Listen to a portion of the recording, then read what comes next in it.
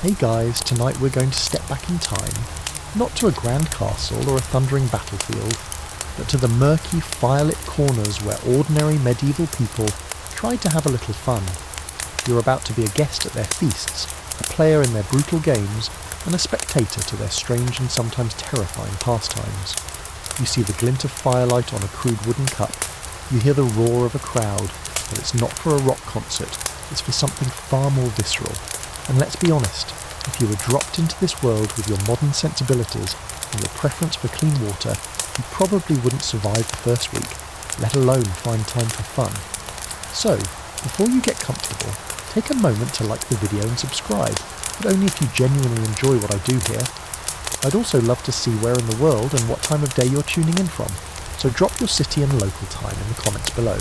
It's always amazing to see our little community stretching across the globe. Now, dim the lights, maybe turn on a fan for that soft background hum, and let's ease into tonight's journey together. The journey begins, as so many did, by pushing open a heavy splintered oak door. It groans on its leather hinges, a sound like a waking beast, and for a moment, you're a silhouette against the fading grey twilight. Then, you step inside, and the world changes. The air is thick, a heavy blanket woven from 3 distinct threads. Wood smoke from a central fire pit, the sweet, malty tang of spilled ale, and the close, unwashed scent of humanity. It's not just an odour, it has weight. It coats your tongue and prickles at the back of your throat. Your eyes adjust slowly to the gloom. The only light comes from the crackling fire and a few sputtering tallow candles set in iron holders on the wall. They drip and smoke, casting long, dancing shadows that make the room feel alive and full of secrets. The light is greasy, yellow, and smells faintly of burnt fat. The mood lighting here is less a romantic dinner for two, and more, you might get shanked for the buckles on your shoes. You pick your way across the floor, and your boots make a soft, rustling, slightly squelching sound. The floor is packed earth, covered in a thick layer of rushes. In theory, this is medieval carpeting, meant to soak up spills and be swept out periodically. In practice, it's a living museum of the tavern's recent history. Mixed in with the dried reeds are discarded chicken bones, a slick of grease, something that might be a lump of cheese, and generations of spilled drinks. It's basically a compost pile that doubles as a carpet, and you try very hard not to think about what tiny creatures might call it home. You find an empty spot on a long, rough-hewn bench next to a wall. The wood is dark and polished smooth by centuries of wool and leather trousers. Around you, the tavern hums with a low guttural energy. There are no shouts, no raucous laughter, just the steady murmur of conversation. 2 farmers with faces as weathered as old leather are hunched over their cups, arguing quietly about the price of barley. A man in slightly finer, though still mud-splattered, clothes, perhaps a merchant's clerk, sips his drink alone, his eyes darting around the room. A woman with strong arms and a no-nonsense expression on her face approaches you. This is the alewife, the heart of this establishment. In many villages, brewing was women's work. When a new batch of ale was ready, she would have placed an ale stake, a long pole, often with a leafy bush tied to the end, out by the road to advertise. This simple sign was a cornerstone of the local economy, a signal that a temporary public house, or alehouse, was open for business right here in her home. She slops a cup down in front of you without a word. It's not glass or even pewter, but a simple mug made of dark wood, bound with strips of leather. You lift it to your lips. The liquid inside is cloudy, lukewarm, and tastes heavily of yeast and grain, with a slightly sour finish. This isn't the crisp, hoppy lager you know. It's small beer, a weak, watery brew that was a staple of the medieval diet. It was crucially safer to drink than water from the local well or stream, which could be teeming with life-threatening bacteria. People of all ages, including children, drank this daily, not for intoxication, but for hydration and calories.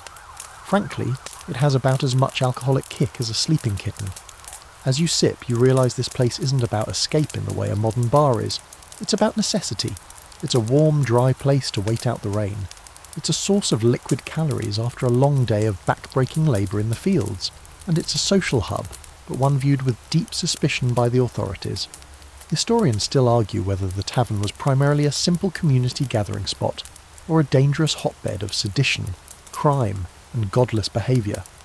The church preached against the sins that unfolded in such places, gambling, gossip and worse.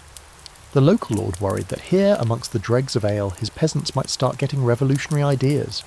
You look around the room again, at the firelight catching the tired lines on the faces of your fellow patrons. This is the starting line for medieval fun.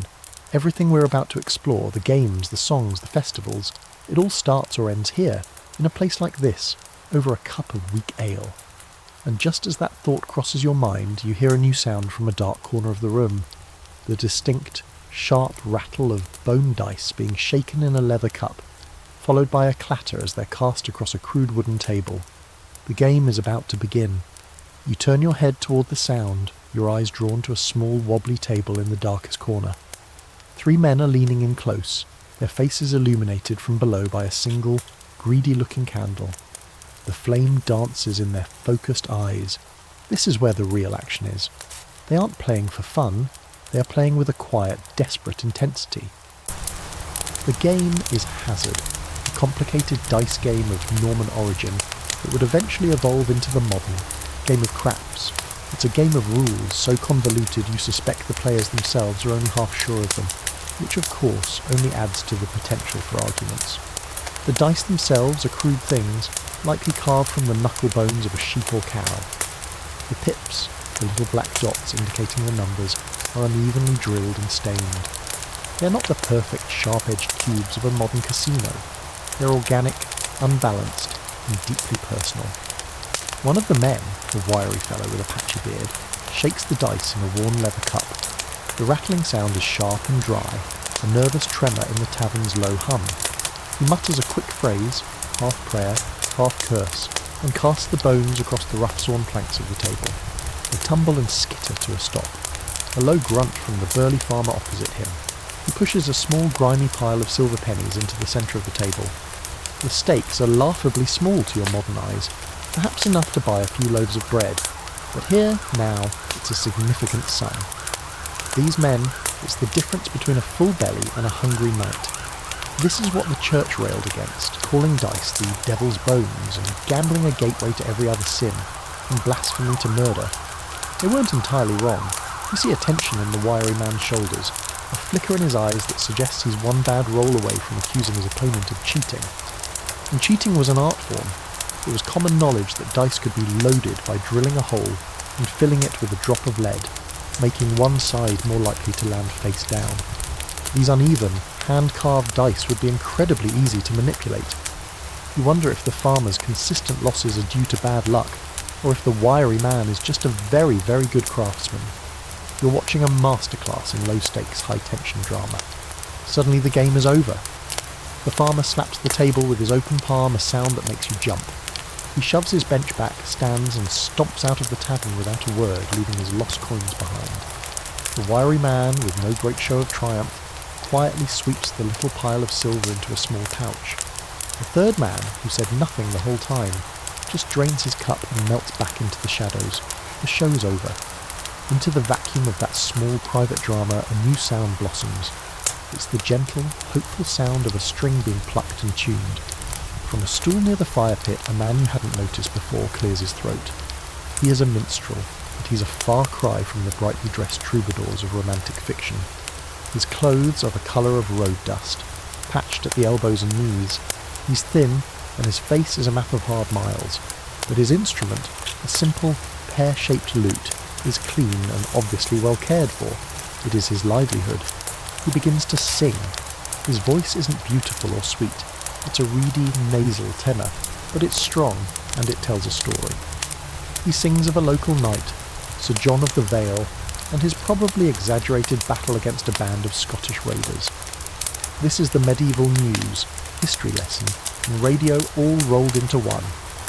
Minstrels and travelling storytellers were the primary conduits of information, spreading tales of heroism, political spin, and news from the next valley over. The patrons of the tavern, who were almost all illiterate, hang on his every word. They may have heard the ballad, they have heard the of Sir John a dozen times, but it's like rewatching a favourite film. They murmur the well-known lines and cheer when the song reaches the part about the raiders being sent packing. No one here is shouting for a new song. They want the comfort of the familiar story told well. He finishes the heroic ballad to a smattering of applause and a few grunts of approval. The alewife brings him a cup, his payment for the performance.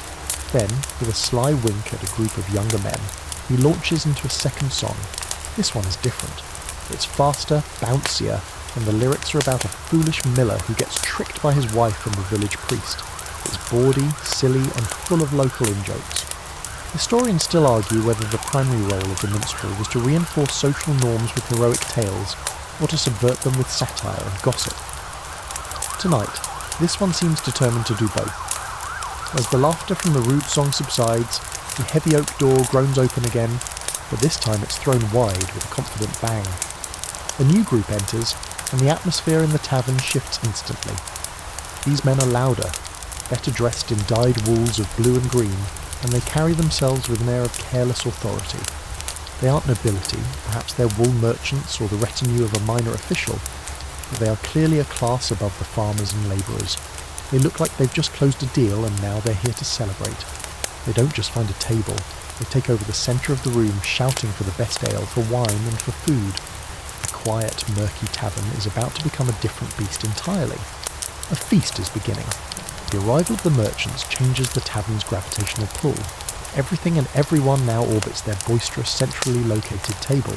The alewife, who had a look of weary patience for the farmers, is now all bustling efficiency. She shouts for her son, a boy of about 10, who scurries out from a back room to help.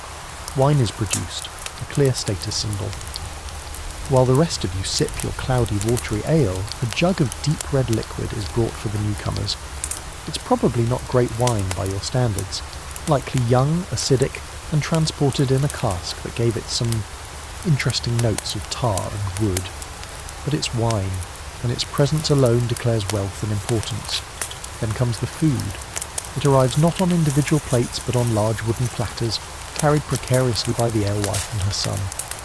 The centrepiece is a great meat pie, its crust a magnificent golden brown. Steam escapes from a slit in the top, carrying the rich scent of cooked meat and gravy across the room. Alongside it are roasted onions, glistening with fat, and a dark, coarse bread, torn into hunks. This isn't just sustenance, it's a performance. You watch as the leader of the group, a man with a thick neck and a fine wool tunic, takes his personal dagger from his belt, the medieval equivalent of a Swiss army knife, and plunges it into the pie. He carves out a huge, dripping section for himself, then gestures for the others to help themselves. There are no forks. That particular piece of cutlery wouldn't become common.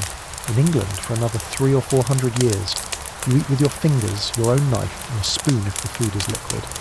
For a plate, you have a trencher. A thick, square slice of stale, day-old bread is placed before each man. This is the ultimate disposable dish. It's designed to soak up the juices and gravy from the meal. At the end of the feast, if you were a wealthy noble, you might give your gravy-soaked trencher to the poor, who waited by the door for such charity. Here in this tavern, you just eat your plate. It's efficient, if a little hard on the jaw. The men eat with a focused, animalistic hunger, tearing at the bread, grabbing chunks of meat, and talking with their mouths full. Grease shines on their chins and fingers. They wipe their hands on their tunics or on the edges of the communal tablecloth. It's a messy, intimate, and profoundly communal way of eating. Everything is shared. The food, the wine cups, the conversation. As the first wave of hunger subsides, the real fun begins. The merchant leader, feeling expansive, calls for a surprise. The alewife disappears and returns a moment later with another dish, and this one makes you blink in disbelief. It's a pie, yes, but as she sets it down, the crust begins to move. A small beak pokes through, then another. Suddenly the top of the pie erupts, and a flurry of small live birds, finches or sparrows, flutters out, chirping in a panic. They fly up into the smoky rafters of the tavern, much to the roaring delight of the merchants. This is a subtlety, or subtlety, a form of edible joke popular at medieval feasts. It was designed to surprise and impress the guests. Other famous examples included a swan or peacock, roasted and then redressed in its own feathers to look alive, or a boar's head presented with an apple in its mouth. It's a strange mix of culinary skill and a frankly bizarre sense of humour. Imagine cutting into a birthday cake and having a dozen frogs leap out. That's the vibe. The night deepens, the wine flows faster, and the talk gets louder. Now comes the main event of the evening's entertainment. It's January, just after Christmas, and the world is still in the festive grip of the 12 days of Christmas. The alewife brings out one last special item, a simple round cake, like a large flat loaf of bread, spiced with saffron and cinnamon.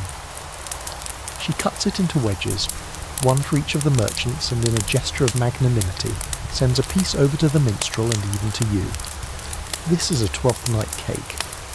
Baked inside one of these slices is a single dried bean or a pea.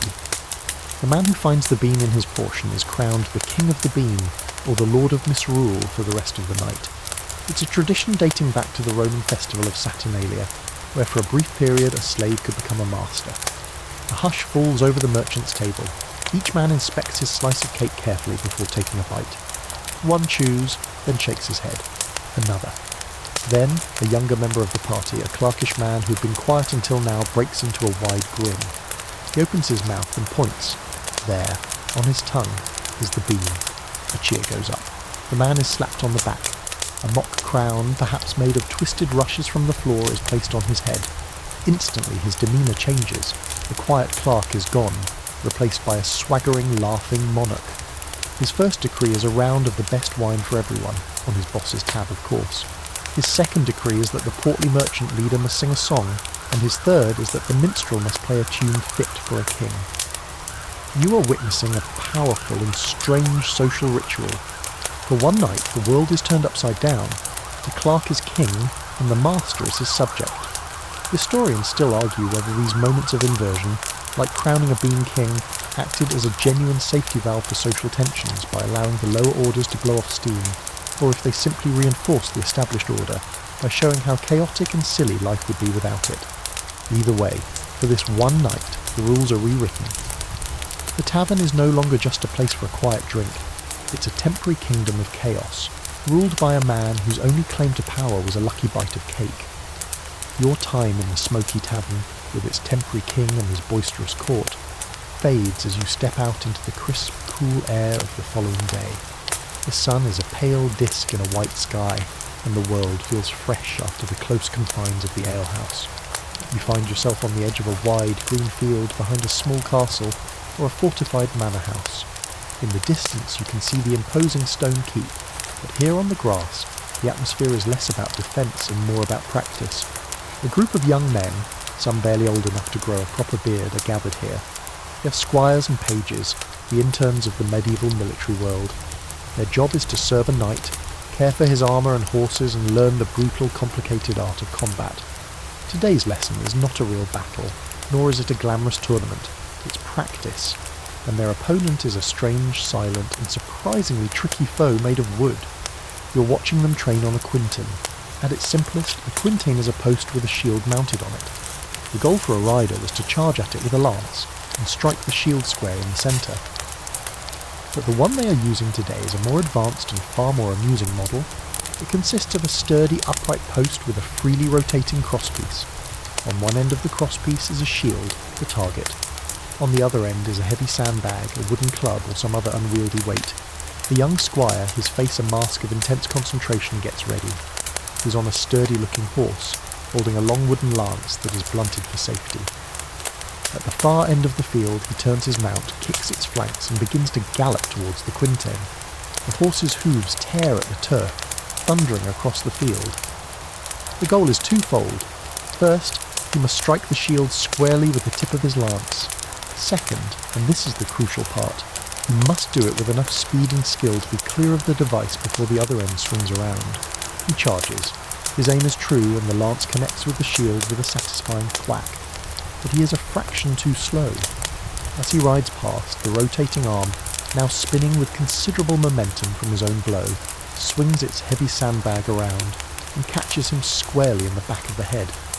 He tumbles from his horse with a clumsy yelp, landing in an undignified heap on the grass. The sandbag, its work done, swings back and forth lazily. His companions on the sideline erupt in laughter. There's no malice in it, just the easy ridicule of peers. This is learning by humiliation. The quintain is a great teacher of speed and agility. To fail is to be literally beaten by your own success. It's a physical manifestation of the phrase hoist with one's own petard. The squire picks himself up, red-faced and brushing dirt from his tunic, and trudges off to retrieve his horse. A wiser and probably sorer young man. This type of training was essential. While we often think of knights as natural-born warriors, the skills of mounted combat were incredibly difficult to master. Handling a lance, controlling a powerful warhorse with only your legs, while wearing what would eventually become 50 pounds of metal. It was like being an astronaut and a rodeo cowboy at the same time. The Quinten provided a way to practice the fundamentals without the risk and expense of facing a real opponent. You also see a variation of the game being played on foot. A group of younger boys, pages perhaps, are using a smaller handheld version. It's a small shield on a stick, held by one boy, while another runs at him and strikes it. The holder's job is to twist the shield at the last second so the blow bounces off, teaching the attacker to maintain a firm grip. Interestingly, this wasn't just for the nobility. In some parts of England, especially London, Quinten practice was a popular sport for commoners as well, particularly on holidays. There, instead of a field, the Quinten would often be set up on a post in a river. The young man would stand in the prow of a boat that was rowed quickly towards the post. He'd try to strike the shield with a staff. If he failed or was too slow, he would be knocked off balance by the swinging sandbag and end up, to the delight of the watching crowd, with a cold, wet dunking in the river. It was a spectator sport that combined athletic skill with a healthy dose of slapstick comedy.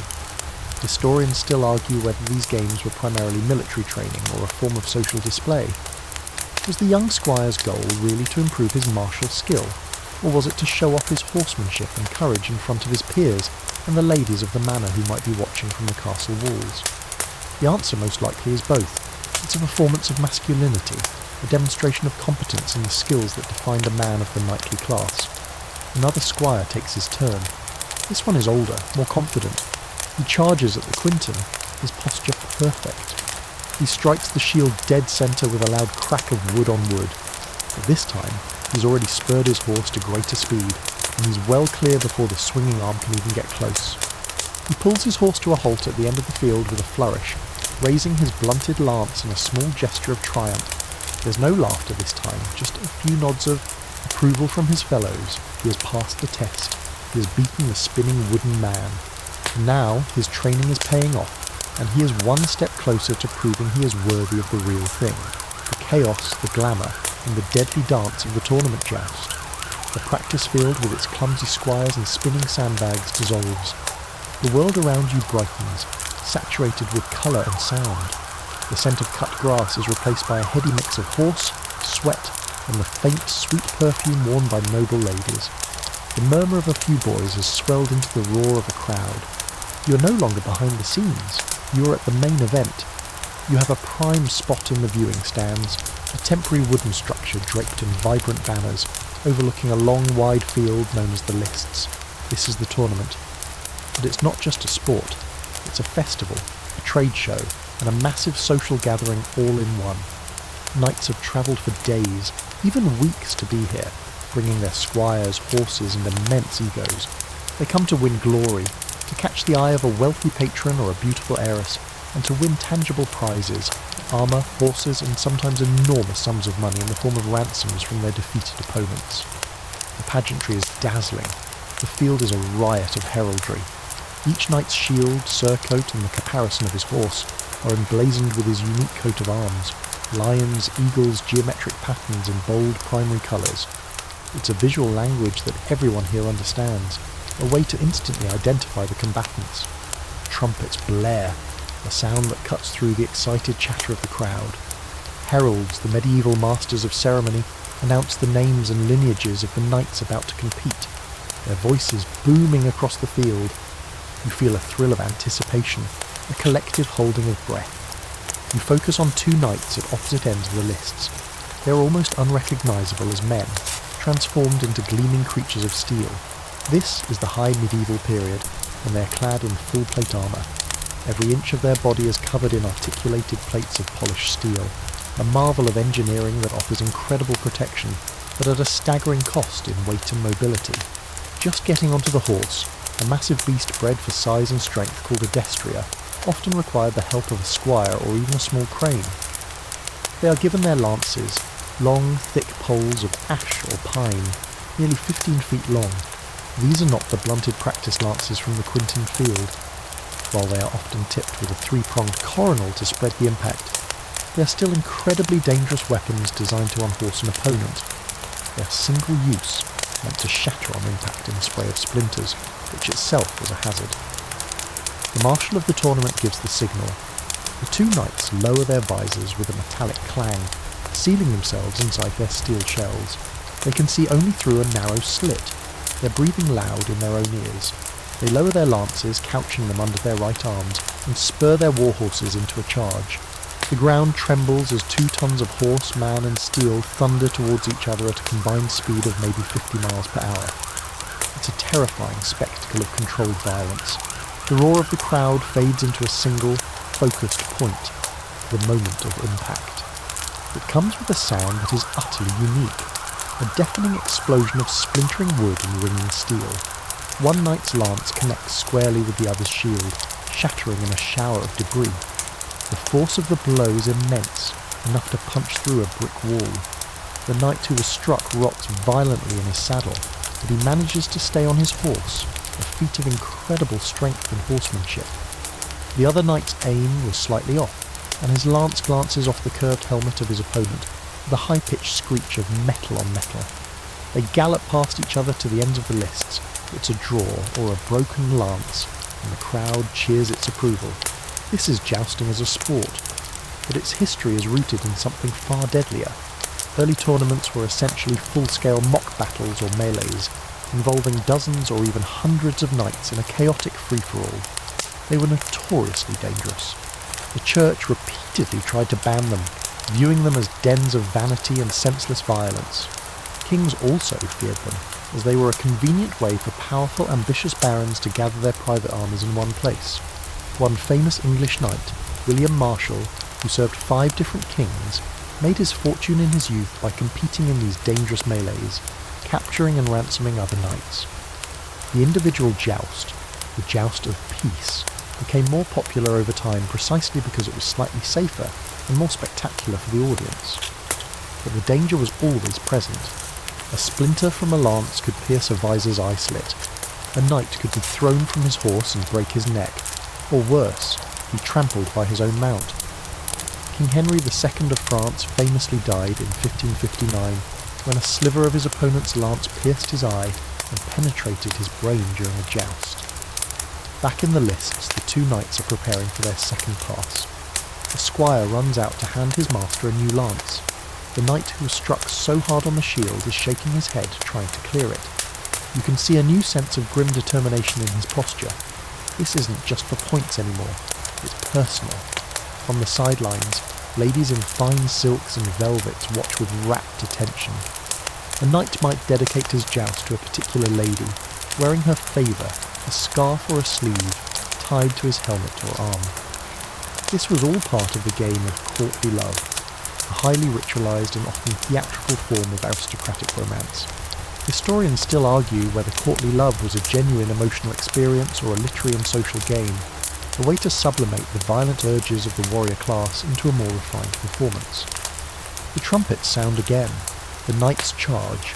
This time there is no glancing blow. One knight strikes the other directly in the centre of his chest. The impact is catastrophic. The target knight is lifted bodily from his saddle as if by an invisible hand and flies backward through the air, landing on the ground with a sickening crash of metal and bone. His horse, panicked, gallops away. The crowd leaps to its feet, roaring. Squires rush onto the field. The victorious knight raises his shattered lance in triumph. He has won the day's glory, but down on the field a man lies motionless, a stark reminder that even in their most refined and celebrated pastimes, the spectre of death was always a guest of honour. Leaving the manicured, aristocratic violence of the tournament list behind, you travel down the social ladder, away from the world of knights and ladies. You find yourself in a muddy, sprawling landscape of fields and thatched roof cottages. The air no longer smells of perfume. It smells of damp earth and livestock. A strange, chaotic noise is building in the distance. Not the focused roar of a tournament crowd, but a ragged, sprawling cacophony of shouting and yelling, It seems to be coming from every direction at once. You follow the sound and crest a small hill, and the scene that unfolds below you is one of pure, unadulterated anarchy. This is mob football, or as it was known in various regions, camp ball or hurling. And you realise with a jolt that the playing field is not a field at all. The playing field is everything.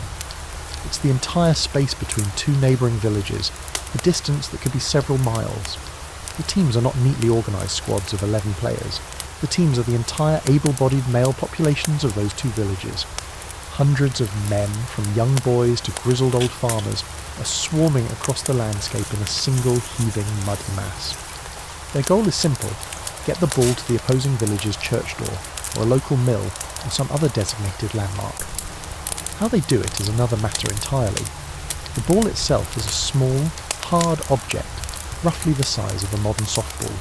It's a pig's bladder, inflated and encased in a tough leather shell. It's durable, but not exactly bouncy. There are no rules about passing, no offside rule, no neatly marked sidelines. You can kick the ball, punch it, carry it, throw it. You can also kick, punch, carry, and throw your opponents. The only real rule seems to be a general prohibition against outright murder, though even that seems to be a guideline rather than a strict regulation. You watch as the central scrum, a writhing pile of dozens of men, fights over the ball. It's like a rugby scrum, a mosh pit, and a full-scale riot all rolled into one. Men are wrestling, shoving, and grappling in the mud. Fists fly. Someone emerges from the pile, clutching the precious ball, and makes a frantic dash for open ground. He doesn't get far. He's immediately swarmed and tackled, disappearing back into the human tide. The game flows like a river of chaos, surging through fields, splashing across streams and crashing through hedgerows. Private property is not respected. The mob might trample through a farmer's carefully planted turnip patch or knock over a flimsy fence. This was a major reason why authorities despised the game. Numerous royal edicts were passed over the centuries trying to ban it. King Edward II declared it illegal in London in 1314 because the noise and chaos were disturbing the peace and leading to many evils. His successors, right up through the Tudor period, would repeat the ban, which suggests that nobody was paying much attention. These games were often played on specific holidays, most famously Shrove Tuesday, the day before the solemn fasting of Lent was set to begin. It was a day for one last massive explosion of excess and pent-up energy. The most famous of these games, which still survives in a heavily modified form today, is the Ashbourne Royal Shrovetide football match, where the uppards and downards of the town still compete. You see a group break away from the main pack, chasing a lone player with the ball down a narrow village lane. An old woman hastily shutters her windows as the mob thunders past. This was not a spectator sport in the modern sense. You didn't sit and watch. You either participated or you got the hell out of the way. The danger was very real. Broken bones were common. Drownings happened when the scrum chased the ball into a river. Historians have found coroner's reports from the 14th century detailing deaths that occurred during these matches, often from accidental stabbings when players ran onto each other's knives, which many men carried as part of their daily attire. Historians still argue about the social function of this brutal game. Was it simply a chaotic pastime, a way for young men to let off steam, or was it a highly ritualised expression of local identity and rivalry? Beating the neighbouring village at mob football was a matter of intense civic pride. It was a way of settling old scores and asserting dominance without resorting to actual warfare. It reinforced the bonds between the men of a single village while violently expressing their opposition to outsiders. It was community building through shared brutality. A quirky tidbit from the period suggests that sometimes the ball wasn't even a ball. In some parts of England, there are folkloric accounts of games being played with the severed head of a captured enemy, particularly a Dane, though these stories are likely more legend than fact, a way of romanticising the game's violent origins. The scrum below you has now moved into a shallow, muddy river. The water churns as dozens of men splash and fight for the leather bladder. From this distance, it's impossible to tell who is winning, or even who has the ball. It's just a single, writhing organism of human struggle. It's not about tactics or athletic grace. It's about brute force, stamina, and a willingness to endure a shocking amount of pain and discomfort for the honour of your village. As the sun begins to dip lower, painting the chaotic scene in shades of orange and red, you realise this isn't just a game, it's a purge, a ritual of communal violence that makes the carefully controlled danger of the nightly joust look like a civilised tea party. You turn away from the sprawling chaos of mob football, seeking something more contained, perhaps more formal. Your journey takes you to the bustling heart of a town, into a purpose-built arena. It's a circular or octagonal structure, crudely built of timber, resembling a small rustic globe theatre. The air is thick with the smell of stale beer, sweat and something else. A coppery animal tang of fear and blood. The crowd here is a cross-section of urban society. Merchants, apprentices, soldiers and labourers, all packed onto steep wooden benches, their faces animated with a grim, excited anticipation. In the centre of the arena is a sand-covered pit. Chained to a thick wooden stake in the middle of the pit is a large brown bear. It's a magnificent, powerful creature, but its fur is matted and scarred, and it sways its head from side to side in a repetitive, stressed motion. This is the star of the show. You've arrived at a bear baiting. A man with a long pole, the bear ward, prods the animal to make it more active. The crowd boos and jeers, not at the man, but at the bear, as if goading an enemy champion.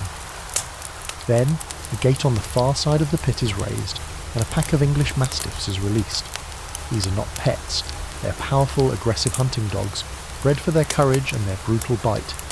They charge into the pit, barking furiously, and launch themselves at the bear. The scene that follows is one of utter savagery. The bear, despite being chained, is a formidable opponent. It rises onto its hind legs, roaring in fury and pain, and swats at the dogs with its massive paws. A single blow can send a dog flying, its back broken. But the dogs are relentless. They leap and bite, tearing at the bear's legs, its flanks, its sensitive nose. The sand in the pit darkens with blood, both the bears and the dogs. The crowd loves it. They roar with every successful attack by the dogs and groan with every canine casualty. They place bets on how many dogs the bear will kill before it succumbs, or how long it will take for the dogs to bring the bear down. It's a sickening spectacle, a raw display of violence for its own sake. There is no pretense of noble skill like in the joust, or communal rivalry like in mob football.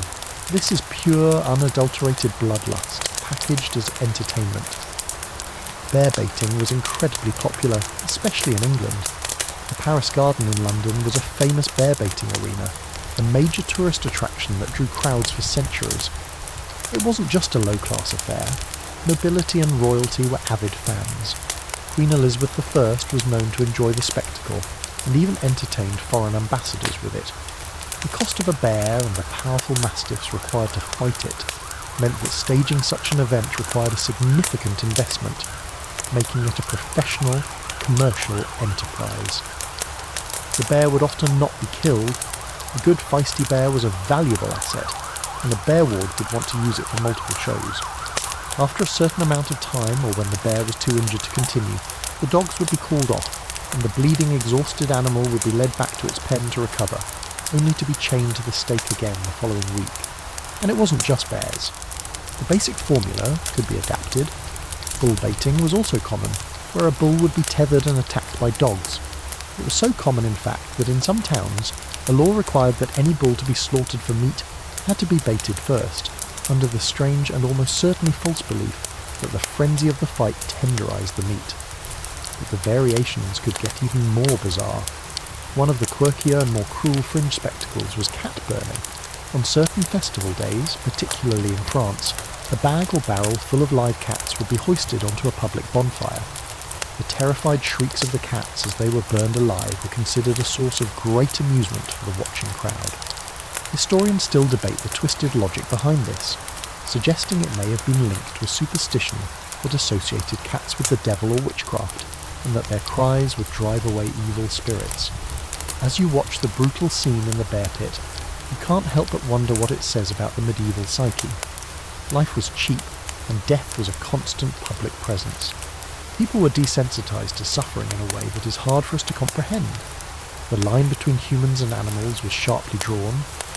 The prevailing religious and philosophical view was that animals did not have souls and were placed on earth for man's use and entertainment. The suffering of the bear or the dogs was simply not a moral consideration for the vast majority of the audience. It was no different than watching the wind blow through the trees. The bear ward finally steps in and pulls the last of the snarling dogs away. The bear slumps to the ground, panting, its flanks heaving. The show is over for now. The crowd begins to disperse, loudly arguing about their bets, already anticipating the next match. You see the eagerness in their eyes, the thrill they get from this raw display of life and death struggle. It's a chilling reminder that the definition of fun can be a dark and terrifying thing. And as the stench of blood hangs heavy in the air, you are about to witness an even stranger, though perhaps slightly less bloody, use of animals for sport. You move away from the grim, blood-soaked sand of the bear pit, seeking respite from the raw brutality. Your journey takes you to a more refined setting, a place of manicured lawns and high society. You find yourself on the sprawling estate of a wealthy German or Saxon aristocrat in the late 17th or early 18th century, a bit past the high medieval period, but a direct bizarre descendant of its festive culture. The air is filled with the sound of laughter, music from a small ensemble, and the clinking of wine glasses. Men in powdered wigs and women in elaborate gowns stroll across the green, engaging in witty conversation. It feels a world away from the gritty violence of the bear-baiting arena. But then you see it. In the centre of a large open area of the lawn, 2 long strips of canvas or rope netting are laid out parallel to each other, about 20 feet long and a few feet apart. Teams of 2 people, a gentleman and a lady, are taking their places, each pair holding the ends of one of the canvas strips. They hold it loosely, creating a shallow trough between them. Another servant approaches carrying a small wriggling cage. This is the setup for today's main entertainment, a sport known as foxspellen, or fox tossing. The servant opens the cage and a live fox, its eyes wide with panic, is released into the grassy enclosure that has been fenced off for the event. The fox, confused and terrified, darts around, looking for an escape. As it runs between one of the pairs of canvas slings, the gentleman and lady holding it suddenly pull their ends taut. The result is startling. The strip of canvas acts as a simple, powerful sling. The fox is launched high into the air, tumbling end over end, sometimes reaching heights of 20 or 25 feet. It lands with a soft thud on the grass, often stunned or injured. Before it can recover, another team has positioned their sling, and as the dazed animal stumbles into its path, it is launched into the air again. The crowd of nobles erupts in laughter and applause. They cheer for the highest toss, for a particularly acrobatic tumble from the fox, or for a direct hit if the animal happens to land on another participant. It's treated as a light-hearted, comical garden party game, like a 3-legged race or a game of croquet, but with a living, terrified projectile. This was a genuine and surprisingly popular courtly pastime, particularly in parts of the Germanic states. The most famous enthusiast was Augustus II the Strong, Elector of Saxony and King of Poland, who hosted enormous fox-tossing events at his court in Dresden. At one such event it was recorded that 687 foxes, 533 hares, 34 badgers, and 21 wildcats were tossed and killed. It was a spectacle of immense cruelty, disguised as a playful competition. Sometimes the participants would dress up in costumes for the event, with some records describing them dressed as mythological figures like gods and goddesses, adding a layer of surreal, theatrical absurdity to the proceedings. Imagine a man in a Roman centurion costume and a woman dressed as Diana, the huntress, gleefully launching a badger 20 feet into the air. The goal was not just to toss the animal, but eventually to kill it.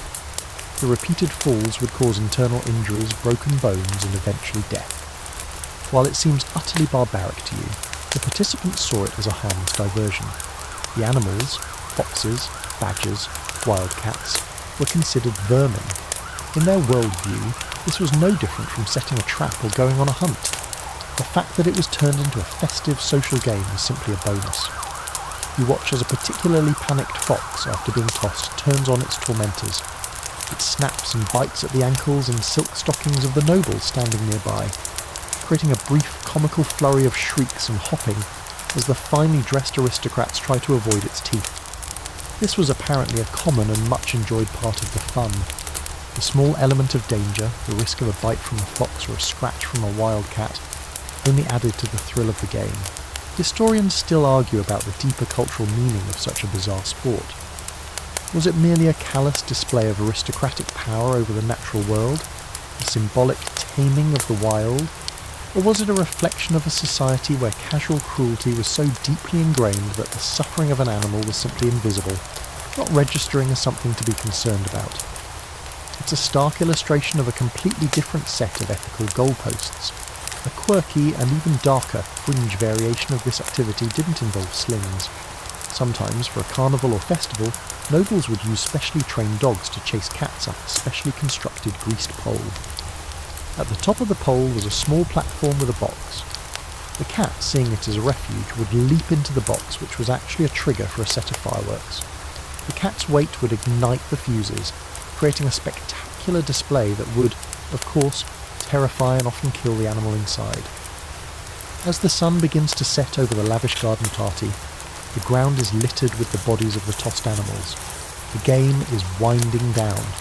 The nobles, their faces flushed with wine and excitement, are moving on to the evening's ball. They leave the carnage behind for the servants to clean up, their laughter echoing in the twilight. You're left with the quiet, surreal image of a powdered wig and a dead badger, a testament to the strange and disturbing ways that the wealthy found to amuse themselves, proving that cruelty could be just as entertaining in a pristine garden as it was in a bloody pit. You step away from the surreal cruelty of the aristocratic garden party, back into the world of the common folk.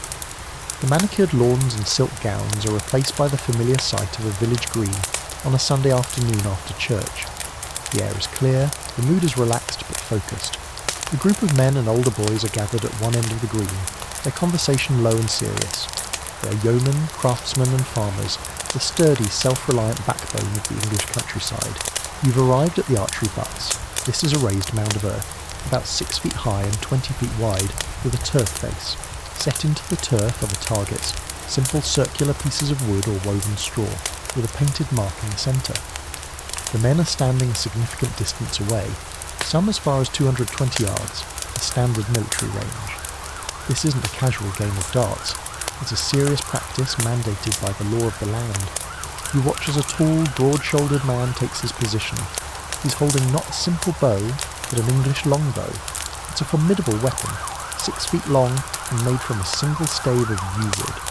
The string is thick, made of hemp or flax. To draw this bow requires immense strength, an estimated draw weight of over 100 pounds, sometimes as high as 150. Modern archers typically train with bows half that strength. The physical toll of being a longbowman was so great that archaeologists can identify their skeletons by their overdeveloped left arms, curved spines, and bone spurs on their shoulders and wrists. The archer places his feet, nocks an arrow, a 3-foot-long shaft fletched with goose feathers, and begins to draw. It's not a quick, fluid motion. It's a slow, deliberate application of immense power. He brings the string back to his ear, his whole body a tense spring of potential energy. He pauses for a heartbeat, aims and releases. The arrow flies with a sound that is part hiss, part hum. It travels in a high arc, seeming to hang in the air for a moment before plummeting back to earth with incredible speed. It strikes the turf butt with a solid, satisfying thump. It's a near-perfect shot, just inches from the centre mark. A few of the other men nod in appreciation. This weekly practice was made compulsory by a series of royal decrees, most famously the archery law of 1363 issued by King Edward III. This law required every able-bodied man to practice with the longbow on Sundays and holidays. All other sports, like the mob football you witnessed earlier, were forbidden on these days to ensure that this vital military skill was maintained. The longbow was the English superweapon of the 100 Years' War. At battles like Crecy and Agincourt, waves of English and Welsh longbowmen unleashed devastating volleys of arrows, darkening the sky and mowing down the flower of French chivalry before they could even get close. The practice at the butts was therefore a cornerstone of national defence, but it was also much more than that. It was a primary form of village recreation, a social event, and a stage for personal rivalries and a display of masculine pride. Being the best archer in the village was a significant source of status. Competitions were held regularly, with prizes like a silver arrow or a purse of coins. The legend of Robin Hood, A folk hero whose defining skill was his unmatched mastery of the bow speaks to how deeply archery was embedded in the English cultural identity. You see a younger man step up to shoot. He's cocky, trying to shoot too quickly. He fumbles with his arrow, and when he finally looses it, it wobbles in the air and lands far short of the target, skittering uselessly along the grass. An older man claps him on the shoulder, offering a few quiet words of advice. It's a moment of teaching, of passing down knowledge from one generation to the next. This skill was not just for war. The longbow was used for hunting, putting food on the table, and it was used for settling scores. While the law demanded practice, the presence of 100 men armed with deadly weapons could easily lead to trouble. There are court records detailing brawls and even killings that erupted at the archery butts, often over a disputed bet or a simmering personal grudge. An accidental misfire in the direction of a rival was a convenient, if risky, way to make a point. A quirky and somewhat less lethal aspect of archery culture involved clout shooting, where the target was not a butt, but a small piece of cloth or wood placed on the ground at extreme distances, sometimes up to 240 yards.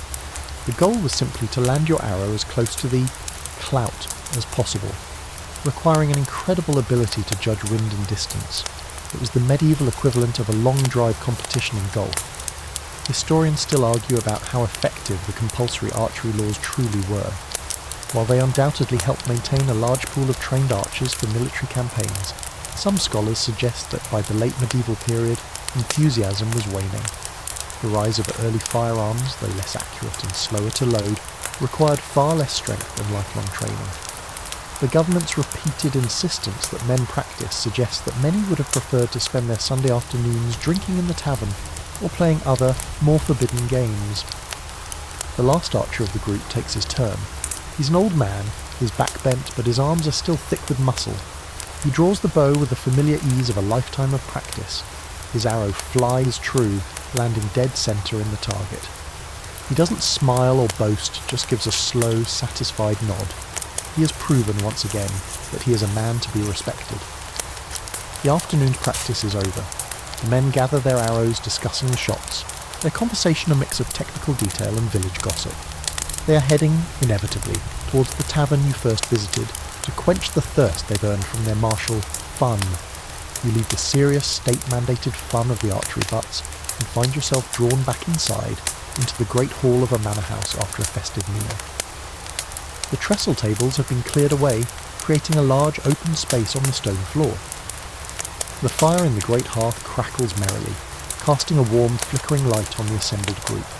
It's a mix of ages, the lord and lady of the house, their children, their household staff, and perhaps some visiting guests.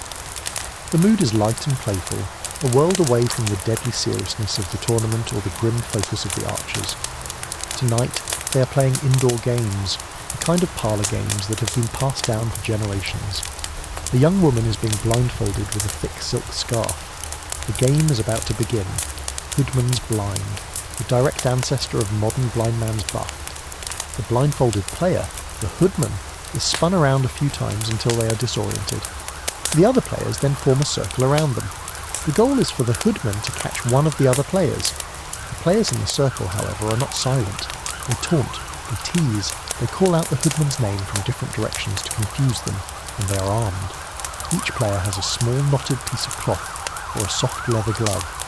As the hoodman stumbles about, arms outstretched, the other players dart in, give them a light smack on the back or arm with their knotted cloth, and then dart away again, dissolving into laughter. The hoodman flails, lurching towards the sound of a giggle, only to find empty air. It's a game of gentle, teasing torment. The slaps aren't meant to cause real pain, but they add a small, physical sting to the frustration of being unable to see. It's a game that relies on sound, touch, and a bit of playful cruelty. Finally, after several near misses, the hoodman's grasping hands close around someone's arm. A cheer goes up. The captured player must then be identified. The hoodman runs their hands over the person's clothes and face, trying to guess who they've caught. A correct guess means the captured player becomes the new hoodman. An incorrect guess means the ordeal continues. This game was incredibly popular across all social classes, from peasants in a barn to courtiers in a castle. It appears in medieval art and literature, a common symbol of festive communal fun. Yet, like many things from this era, it had a darker side.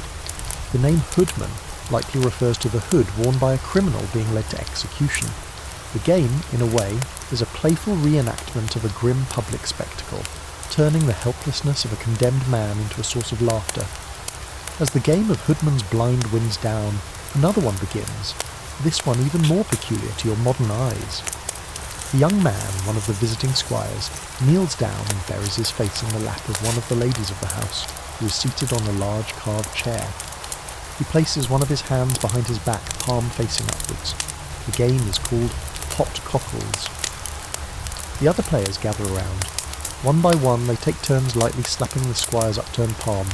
After each slap, the squire, who cannot see who struck him, must guess the identity of the slapper. If he guesses correctly, the person who slapped him takes his place. If he guesses incorrectly, he receives another slap from a different player, and the game continues. It's a strange, intimate, and slightly risque game. The act of kneeling with one's head in a lady's lap has clear undertones of courtly submission and flirtation. The slapping, even though gentle, is a form of physical contact that would normally be outside the bounds of polite interaction. It's a game of trust and social navigation. You have to know your fellow players well enough to recognise their touch, or perhaps the sound of their rustling sleeve as they approach. It's a test of social awareness disguised as a silly parlour game. The name itself, Hot Cockles, is a bit of a mystery. Cockles was a medieval slang term for the folds of a woman's wimple or headdress, but it also had more vulgar connotations. Historians still argue whether the name is an innocent piece of nonsense or a deliberately cheeky double entendre, a hidden joke that all the players would have understood. It's a perfect example of how medieval fun often walked a fine line between piety and bawdiness, a fringe and much rougher. A version of these slapping games was played among soldiers and apprentices called Tugging the King. One player would be chosen as the king and would sit on a stool. The other players would try to pull him off the stool, while he was allowed to freely slap them with a piece of leather or a soft club as they approached. It was a chaotic free-for-all that often devolved from a game into a genuine brawl, a testament to how easily play could slide into real aggression. Back in the Great Hall, the squire has just guessed correctly.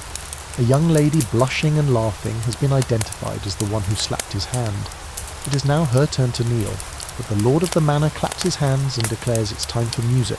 The games of pain and slapping are over for the evening. You're left marvelling at how these simple physical games serve to break down social barriers, allowing for a level of playful physical contact and gentle humiliation. It was both a bonding experience and a subtle reinforcement of the very social hierarchies they seemed to be mocking. They were simple, they required no equipment save a blindfold, and they reveal a world where fun was often just a slap away. The warm, firelit hall of the manor fades, and you find yourself back outside in the biting cold of a winter's night. Snow lies thick on the ground, muffling all sound and glowing faintly under the light of a full moon. You're in a small village, the thatched roofs of the cottages heavy with white blankets. It's the heart of the Christmas season, a time not just of religious observance, but of deep-seated folk traditions. A strange procession is making its way down the narrow, unlit street. At first, they're just dark shapes moving against the snow, but as they draw closer, you see they are a group of villagers, about a dozen of them, transformed into grotesque and comical figures by elaborate disguises. This is a troop of mummers. Their faces are hidden behind crude masks made of painted leather, cloth, or even the dried, hollowed-out heads of animals like horses or goats. Their costumes are a bizarre patchwork of mismatched clothes, often worn inside out or backwards, with straw stuffed into their shirts to make them look fat or misshapen. Some are dressed as the opposite gender, men in women's dresses and bonnets, their faces smudged with soot.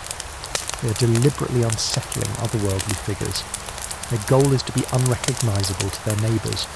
They move in silence, save for the crunch of their boots on the snow and the jingle of small bells tied to their ankles. They stop before the door of a larger house, perhaps that of the village reeve or a prosperous farmer. One of them, the leader, knocks loudly. When the door opens, spilling a rectangle of warm light onto the snow, the mummers don't speak. Instead, they communicate through gestures, pointing at their mouths and bellies, indicating their desire for food and drink. The homeowner, far from being alarmed, grins in recognition of the tradition. This is an expected part of the holiday festivities. The mummers are invited inside. Once in the warmth of the house, the performance begins. It's a short, crude and very loud folk play. The plot is simple and has been performed in countless variations for centuries. The core characters are always present. A heroic figure, often St. George, a nod to England's patron saint, a villainous opponent like a Turkish knight or a comical dragon, and a doctor with a magic potion. The play erupts in the centre of the room. St. George, played by a strapping young farmer, delivers boastful, rhyming lines about his prowess. The Turkish knight, a much smaller man made to look fierce by a painted mask and a wooden sword, retorts with his own threats. Their dialogue is formulaic, passed down orally from generation to generation. They fight. Their swordplay is clumsy and exaggerated, more like a slapstick routine than a real duel. Inevitably, St. George is struck down and falls dead to the floor. This is the dramatic climax. The other characters lament his passing with theatrical wailing. Then, the doctor is called for. A man with a false beard and a comically oversized bag of cures bustles in. He proclaims in a squeaky voice that he can cure any ailment, from a broken leg to the plague. He administers his elixir, likely a swig of ale from a bottle, to the fallen hero. Miraculously, St. George springs back to life, and the play ends with a dance and a song. The theme is always the same: death and resurrection. It's a deeply pagan idea, rooted in ancient winter solstice rituals that predate Christianity by millennia. The play is a symbolic representation of the death of the old year and the birth of the new, a magical charm to ensure the return of the sun and the fertility of the land. Having performed their duty, the mummers are rewarded. The homeowner provides them with ale, mince pies, and perhaps a few pennies. They accept their payment, again, mostly in silence, and then file back out into the cold night, on their way to the next house. The anonymity is crucial. Part of the fun for the homeowners is trying to guess who is behind the masks, based on their height, their walk, or a familiar gesture. Historians still argue about the precise origins of mumming. Is it a direct, unbroken line from pre-Christian rites, or is it a more medieval invention that simply uses older symbolic language? The plays themselves are a fascinating hodgepodge of Christian figures like St. George, folk characters like the Doctor, and purely comical additions like Beelzebub or Little Johnny Jack. The quirky and particularly disruptive fringe element of this tradition was the hobby horse. In some mumming troupes, one performer would be dressed in a large, elaborate horse costume, often made of a wooden frame covered in cloth. This character would be deliberately chaotic, charging at the audience, snapping its wooden jaws, and generally causing a delightful sort of mayhem, a symbol of untamed nature crashing the party. The practice of mumming, of going door to door in disguise to perform for treats, is the direct ancestor of modern trick-or-treating at Halloween. But here, it's not just for children. It's a vital adult-led community ritual.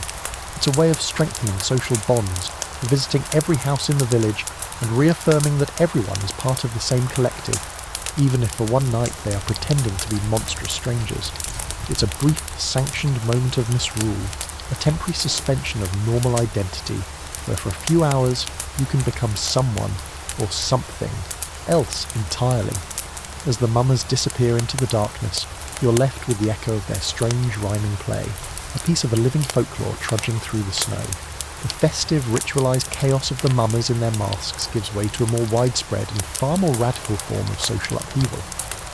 You find yourself in the heart of a bustling medieval cathedral town, not during the quiet reverence of a normal church service, but during the wild, anarchic period between Christmas and Epiphany.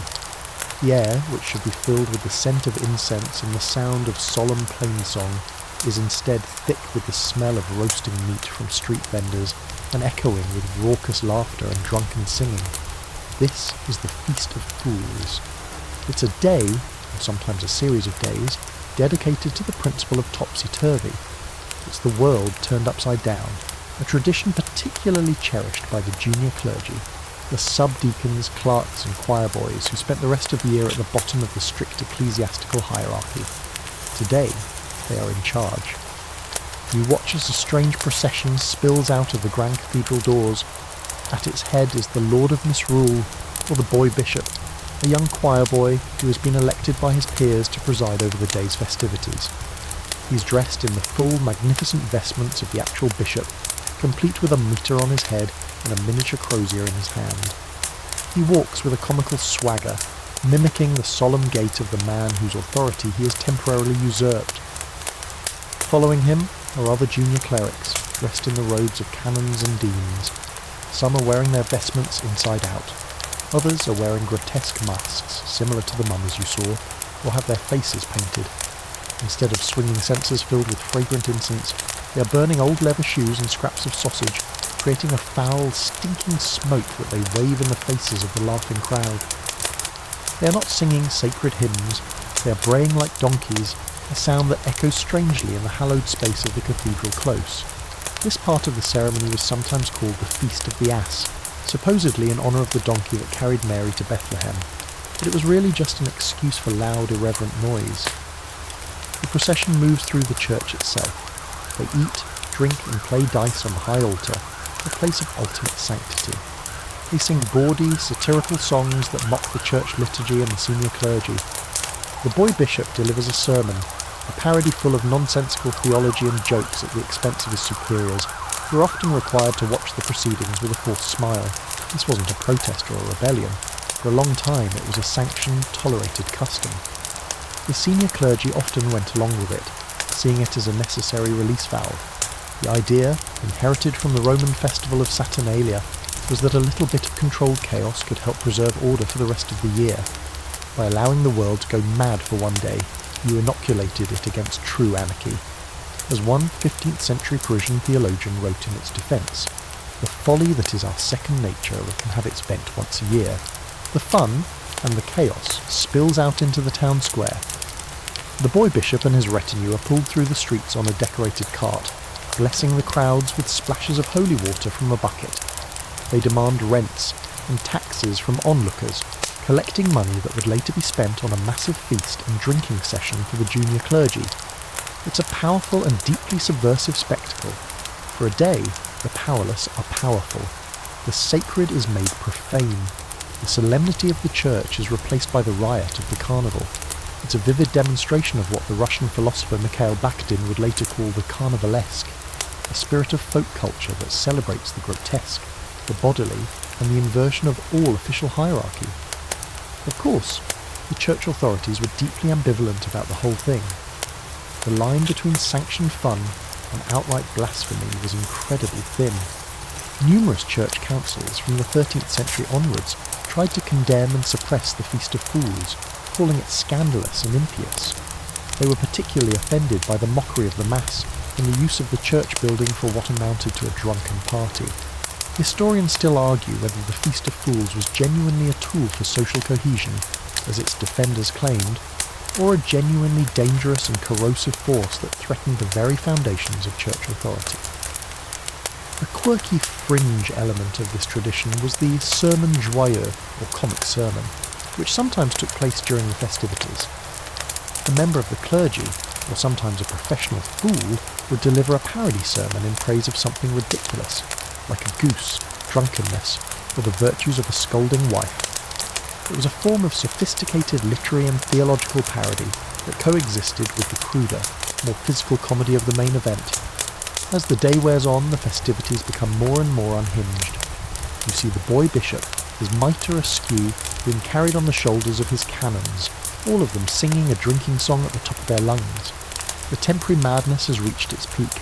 Tomorrow the real bishop will be back in charge, the subdeacons will be back to their menial duties, and order will be restored. But for this one glorious chaotic day, the fools ruled the world. Their reign, however, was confined to the church and the streets. A different, more organised form of public spectacle was about to take place, one that harnessed the power of storytelling on a grand mobile scale. The chaotic, subversive energy of the Feast of Fools recedes, replaced by a different kind of public festival. The date has moved forward to the Feast of Corpus Christi, a celebration in the early summer.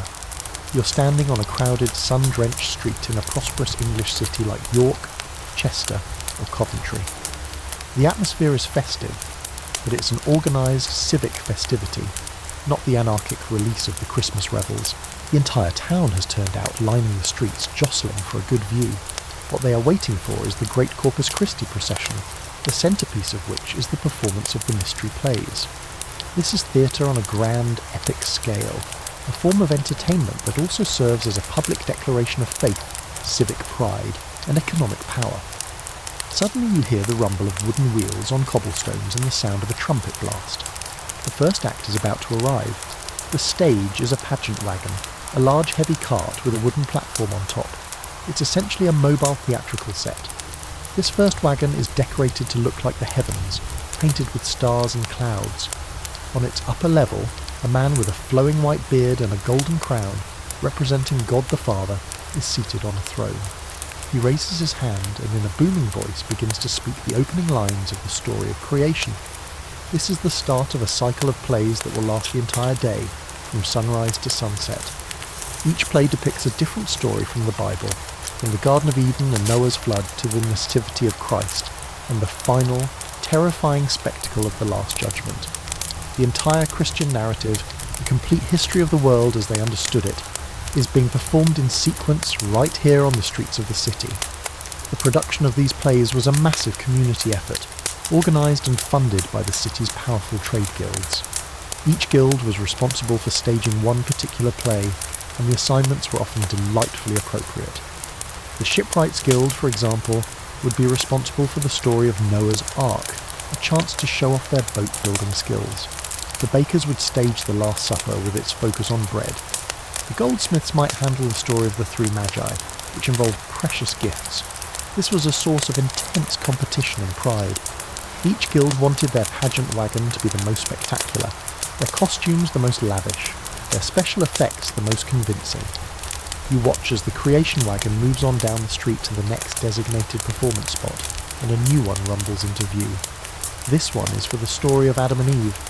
The actors, likely a master craftsman and his wife from the Drapers Guild, are dressed in flesh-coloured leather suits to simulate nudity, a daring but necessary costume choice. The serpent might be a cleverly articulated wooden puppet, whispering temptation into Eve's ear. These were not professional actors in the modern sense. They were ordinary citizens, bakers, weavers and smiths, who devoted weeks of their time to rehearsing their roles. The dialogue was written in rhyming, vernacular English, making it accessible to the entire populace, most of whom were illiterate and would have experienced these biblical stories primarily through sermons and church art. The special effects were a key part of the appeal. For the play of Noah's flood, the Vintners Guild might use barrels of water poured from the roof of the wagon to simulate rain. For the Hellmouth scene in the Last Judgment play, the wagon would be constructed to look like the gaping, monstrous mouth of a demon, with real smoke and firecrackers belching out. As devils dragged the souls of the damned inside, it was thrilling, terrifying, and spectacular. Imagine a modern parade float that's also a live-action, fire-breathing horror show. A quirky and often problematic part of these plays was the character of Herod. In the Nativity plays, King Herod was almost always portrayed as a comically ranting, boasting, and blaspheming tyrant. He would storm around the stage, threatening the audience and delivering his lines with such over-the-top fury that it became a theatrical trope. The phrase, "to out-Herod Herod," meaning to behave in an excessively dramatic or blustering manner, even found its way into Shakespeare's Hamlet, a testament to how well-known this character type was. Historians still argue about the primary purpose of these plays. Were they genuinely devotional acts, intended to deepen the public's faith and understanding of Scripture? Or were they more of a civic spectacle, a way for the guilds to display their wealth and for the city to project an image of unity and prosperity?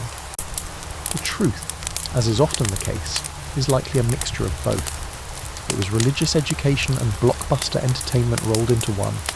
It was a day when the sacred story was made immediate, tangible, and thrillingly real for everyone to see. The final pageant wagon of the day creaks into view. It is the Hellmouth, operated by the Cooks or Butchers Guild. Devils with pitchforks, played by apprentices in hairy costumes and demonic masks, caper and cackle, grabbing damned souls, other apprentices from the crowd, and tossing them into the smoky, fiery maw. It's a terrifying and deliberately didactic conclusion to the day's entertainment. The message is clear. This is what awaits the sinner. As the wagon rumbles past, leaving a faint smell of sulphur in the air, you're left with a powerful impression of a community that used theatre not for escapism, but to confront the biggest questions of life, death, and eternity, all while enjoying a day out in the sun. You move away from the crowded city streets and the epic drama of the mystery plays. The world becomes quieter, greener, and more expansive. You find yourself on horseback, riding out from a castle on a crisp autumn morning. The rising sun burns the mist off the fields, and the air is sharp and clean. You're part of a small, exclusive party. At its head is a nobleman, and beside him, a noblewoman, both elegantly dressed for the ride. But the true star of this expedition is not human. It is perched regally on the gloved fist of the nobleman. You're about to witness the noble art of falconry, or hawking. The bird on the Lord's gauntlet is a peregrine falcon, one of the most prized birds of prey. Its feathers are a slate grey and white, its eyes dark and fiercely intelligent. A small, ornate leather hood covers its head, keeping it calm and focused until the moment of the hunt. This bird is not a pet. It is a highly trained, incredibly valuable hunting partner. The sport of falconry is ancient, with origins in the steppes of Asia, but it was adopted with immense passion by the medieval European aristocracy. It was a sport that was steeped in status and symbolism. The type of hawk you were legally allowed to fly was strictly dictated by your social rank.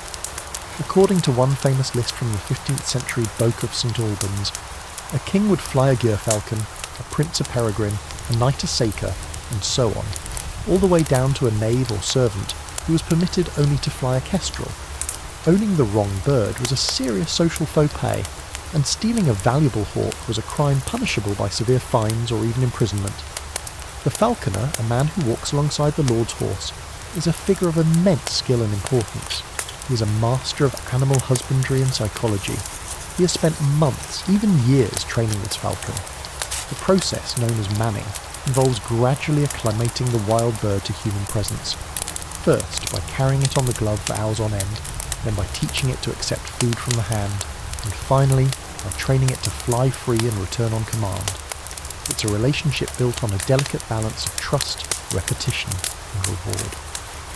The hunting party moves across the open fields until they reach a riverbank, a place where waterfowl are likely to be found.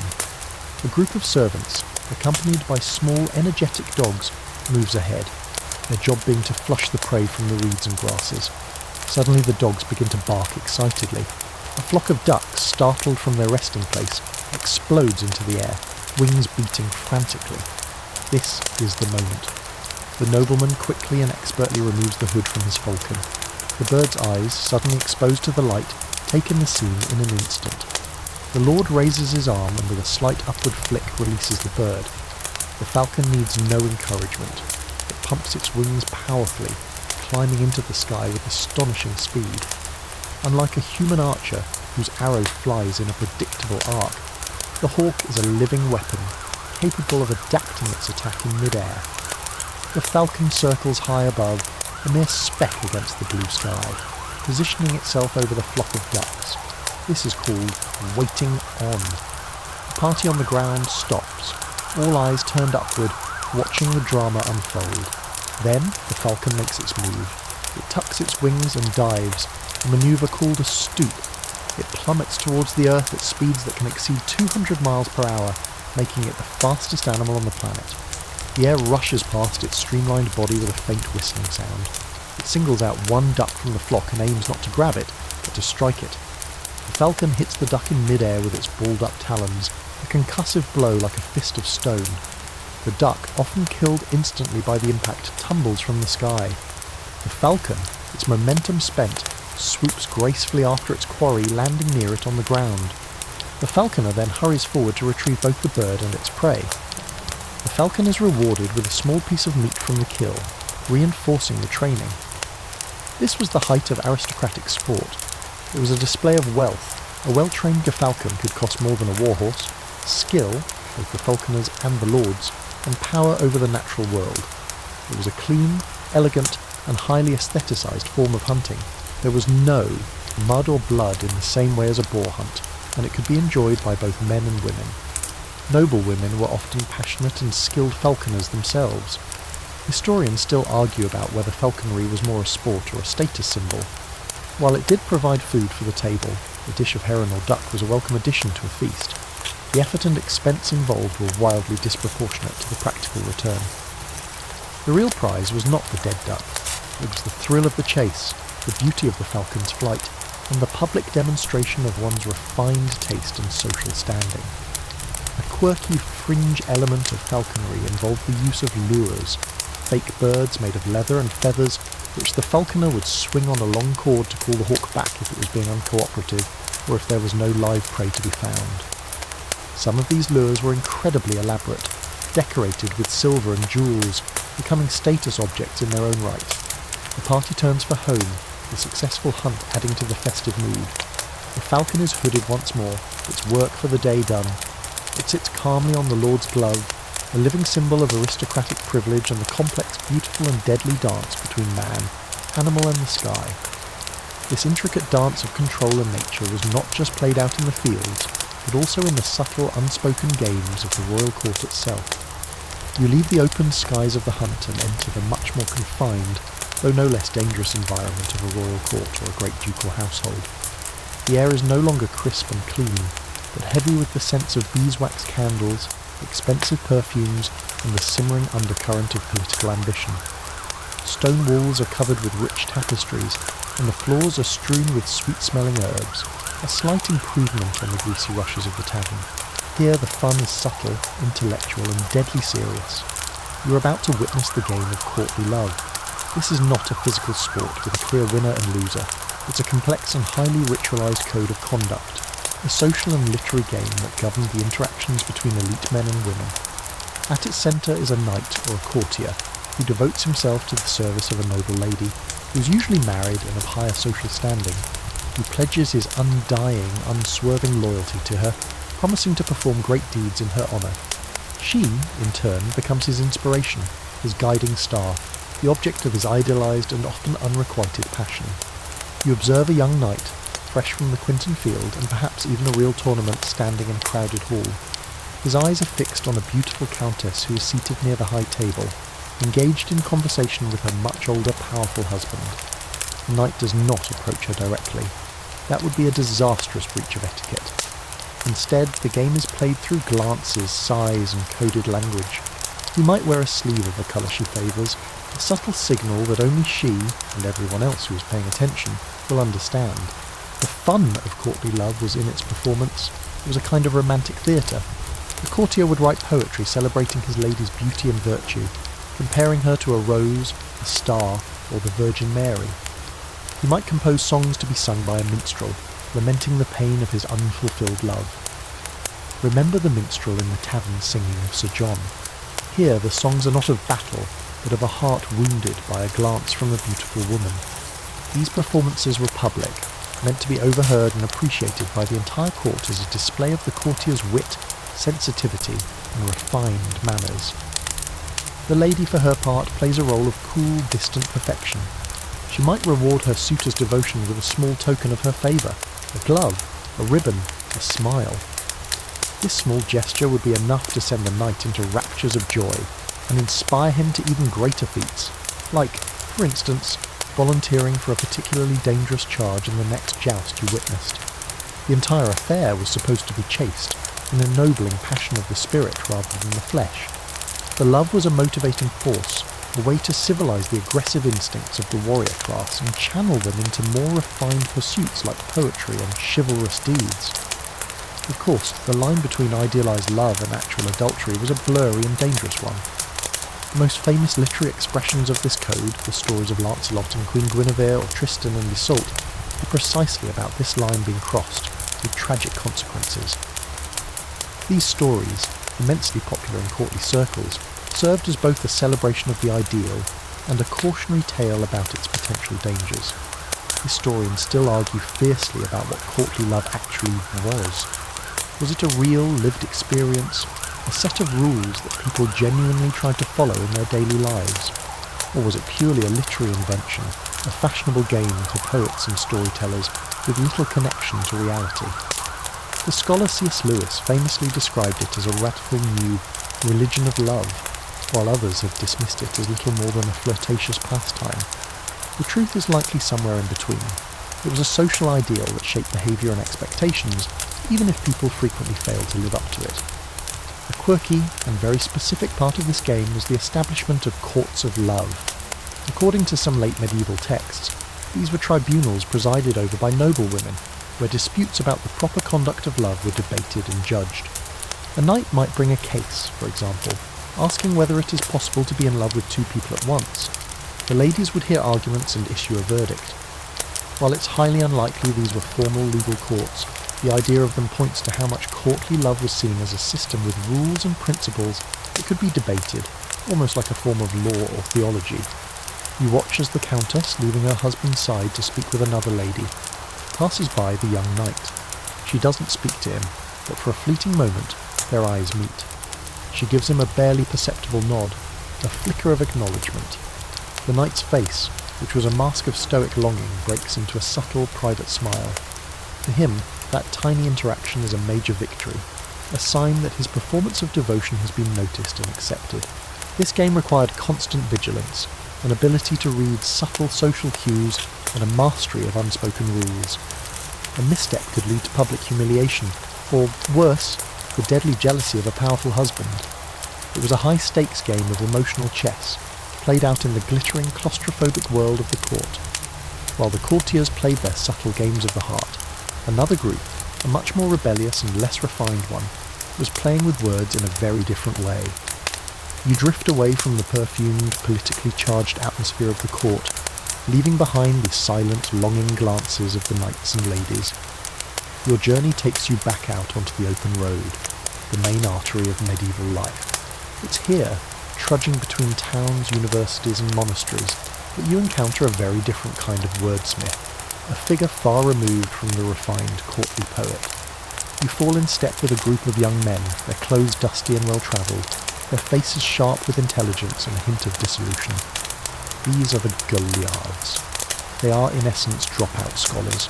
They are wandering students and renegade junior clergy, men who have a university education, a rare and valuable thing, but have rejected the traditional career paths of the church, law or medicine.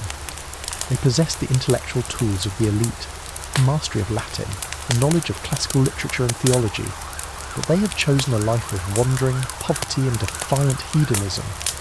Their fun is found in wit, satire, and a complete rejection of the establishment that trained them. As you walk with them, one of them, a charismatic man with a quick, cynical smile, pulls a small flask from his satchel, takes a long drink, and begins to sing. The song is not in the vernacular English of the tavern minstrel, but in crisp, clever Latin, the universal language of the educated class. But this is not a hymn or a prayer, it's a parody. He sings of the glories of the tavern, praising the virtues of wine over water and gambling over prayer. He sings about the pleasures of the flesh, celebrating the beauty of serving girls and the joys of a night spent in their company. This is the essence of Goliardic poetry. It's a literature of inversion, taking the sacred forms and language of the church and using them for profane and satirical ends. They wrote drinking songs structured like hymns, love poems that read like prayers to Venus instead of the Virgin Mary, and most importantly, biting satires that mock the greed and hypocrisy of the senior clergy. They were the court jesters of the intellectual world, using their wit to expose the follies of the powerful. The most famous collection of their work is the Carmina Burana, a manuscript discovered in a Bavarian monastery. The name literally means songs from Boyern. This collection, which the composer Karl Orff would later set to his famous thunderous music in the 20th century, is a perfect snapshot of the Goliardic mindset. It contains songs celebrating spring, gambling, drinking and lust, alongside fierce critiques of the Pope and the corrupting influence of money. The ground trembles as 2 tons of horse, man and steel thunder towards each other at a combined speed of maybe 50 miles per hour. It's a terrifying spectacle of controlled violence. The roar of the crowd fades into a single focused point, the moment of impact. It comes with a sound that is utterly unique, a deafening explosion of splintering wood and ringing steel. One knight's lance connects squarely with the other's shield, shattering in a shower of debris. The force of the blow is immense, enough to punch through a brick wall. The knight who is struck rocks violently in his saddle, but he manages to stay on his horse, a feat of incredible strength and horsemanship. The other knight's aim was slightly off, and his lance glances off the curved helmet of his opponent with a high-pitched screech of metal on metal. They gallop past each other to the ends of the lists. It's a draw for a broken lance, and the crowd cheers its approval. This is jousting as a sport. But its history is rooted in something far deadlier. Early tournaments were essentially full-scale mock battles, or melees, involving dozens or even hundreds of knights in a chaotic free-for-all. They were notoriously dangerous. The church repeatedly tried to ban them, viewing them as dens of vanity and senseless violence. Kings also feared them, as they were a convenient way for powerful, ambitious barons to gather their private armies in one place. One famous English knight, William Marshall, who served 5 different kings, made his fortune in his youth by competing in these dangerous melees, capturing and ransoming other knights. The individual joust, the joust of peace, became more popular over time precisely because it was slightly safer and more spectacular for the audience. But the danger was always present. A splinter from a lance could pierce a visor's eye slit. A knight could be thrown from his horse and break his neck, or worse, be trampled by his own mount. King Henry II of France famously died in 1559 when a sliver of his opponent's lance pierced his eye and penetrated his brain during a joust. Back in the lists, the 2 knights are preparing for their second pass. A squire runs out to hand his master a new lance. The knight who is struck so hard on the shield is shaking his head, trying to clear it. You can see a new sense of grim determination in his posture. This isn't just for points anymore, it's personal. On the sidelines, ladies in fine silks and velvets watch with rapt attention. A knight might dedicate his joust to a particular lady, wearing her favour, a scarf or a sleeve, tied to his helmet or arm. This was all part of the game of courtly love, a highly ritualised and often theatrical form of aristocratic romance.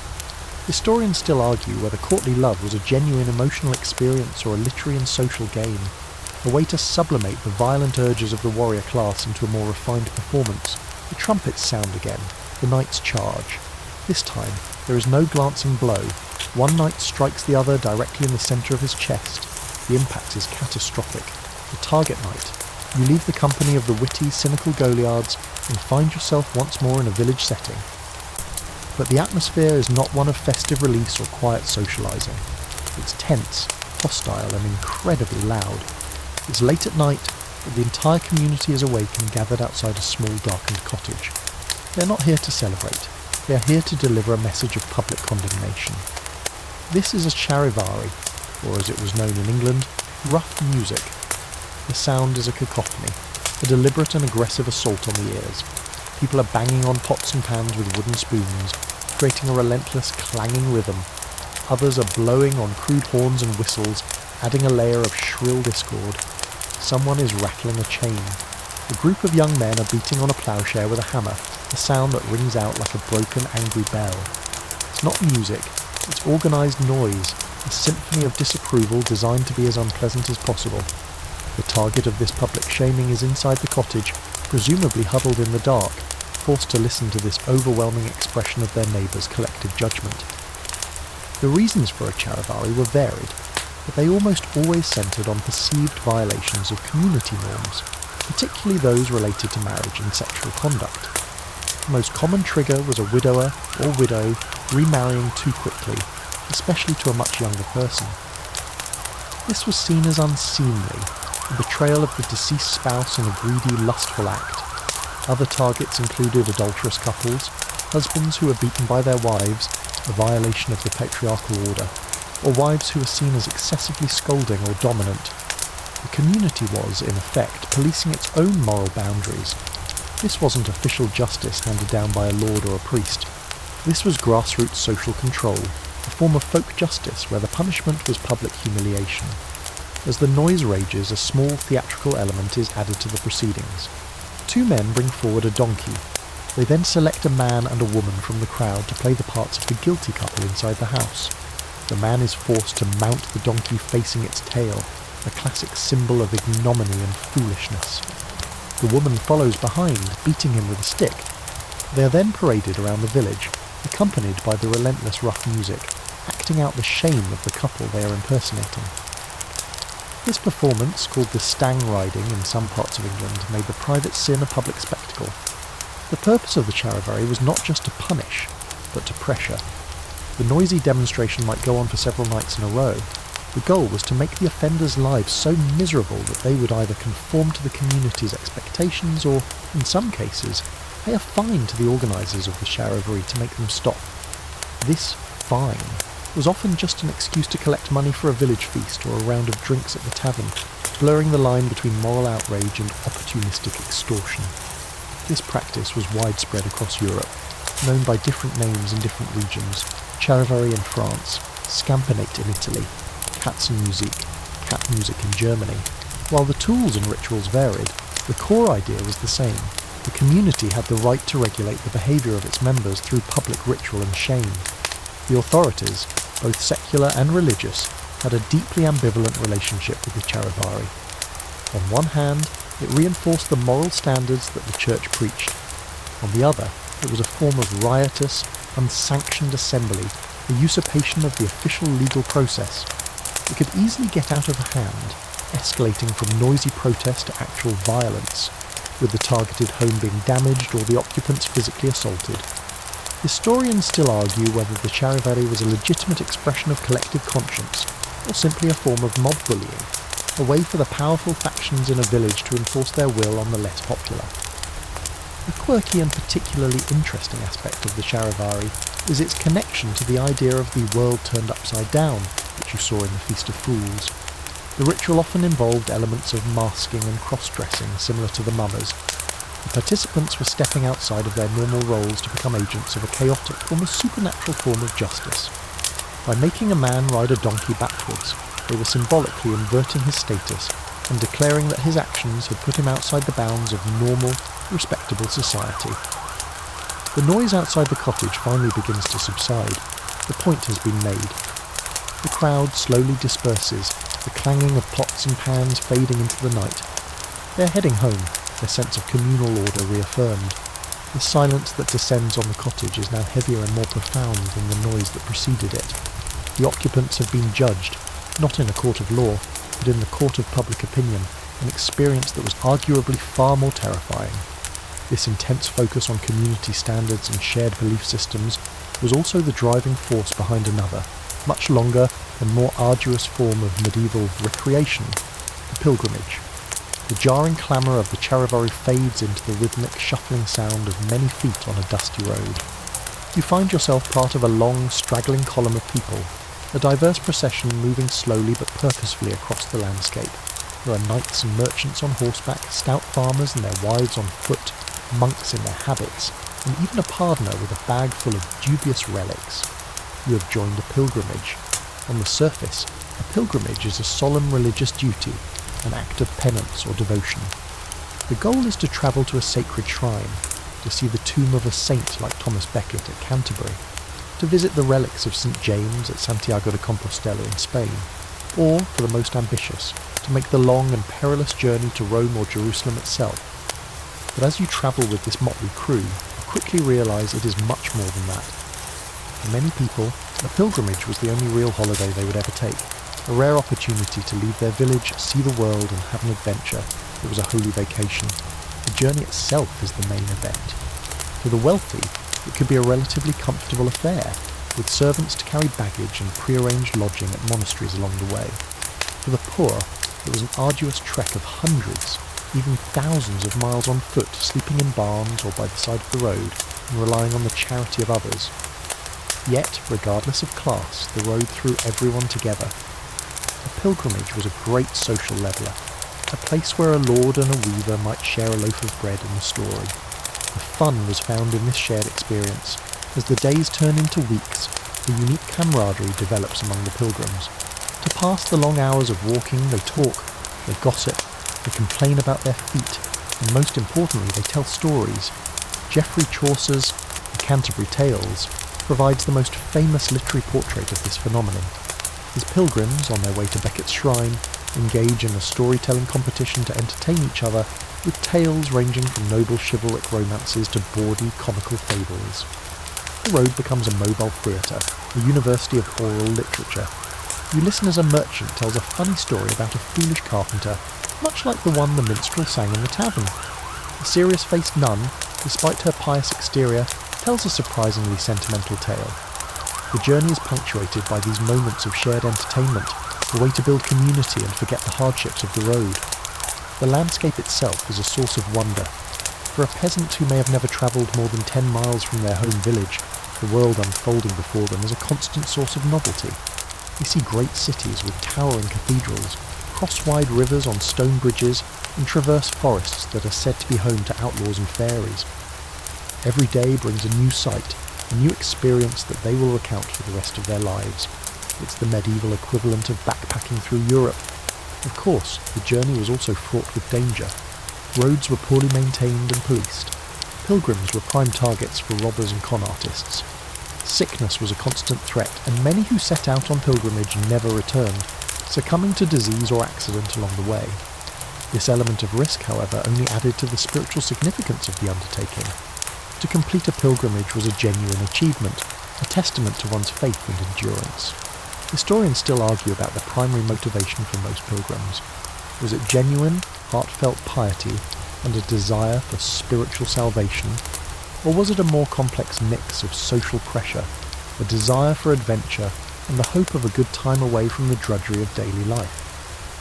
Many pilgrimage sites were also associated with miraculous healing, and people would travel for weeks in the desperate hope of a cure for a sick child or a chronic ailment.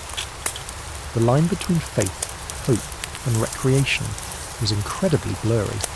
A quirky and distinctly medieval aspect of pilgrimage was the obsession with relics and souvenirs. Upon reaching their destination, pilgrims would not only pray at the shrine but also purchase a pilgrim badge. These were small, mass-produced trinkets made of cheap lead or pewter, depicting the symbol of the saint, a scallop shell for St. James. James, a Canterbury bell for St. Thomas.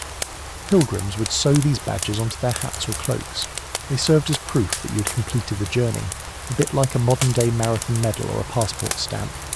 They were also believed to hold a residual spiritual power from the shrine, acting as a protective amulet on the journey home. Finally, after weeks on the road, your group arrives at the shrine. The atmosphere inside the great church is a strange mix of solemnity and tourist trap hustle.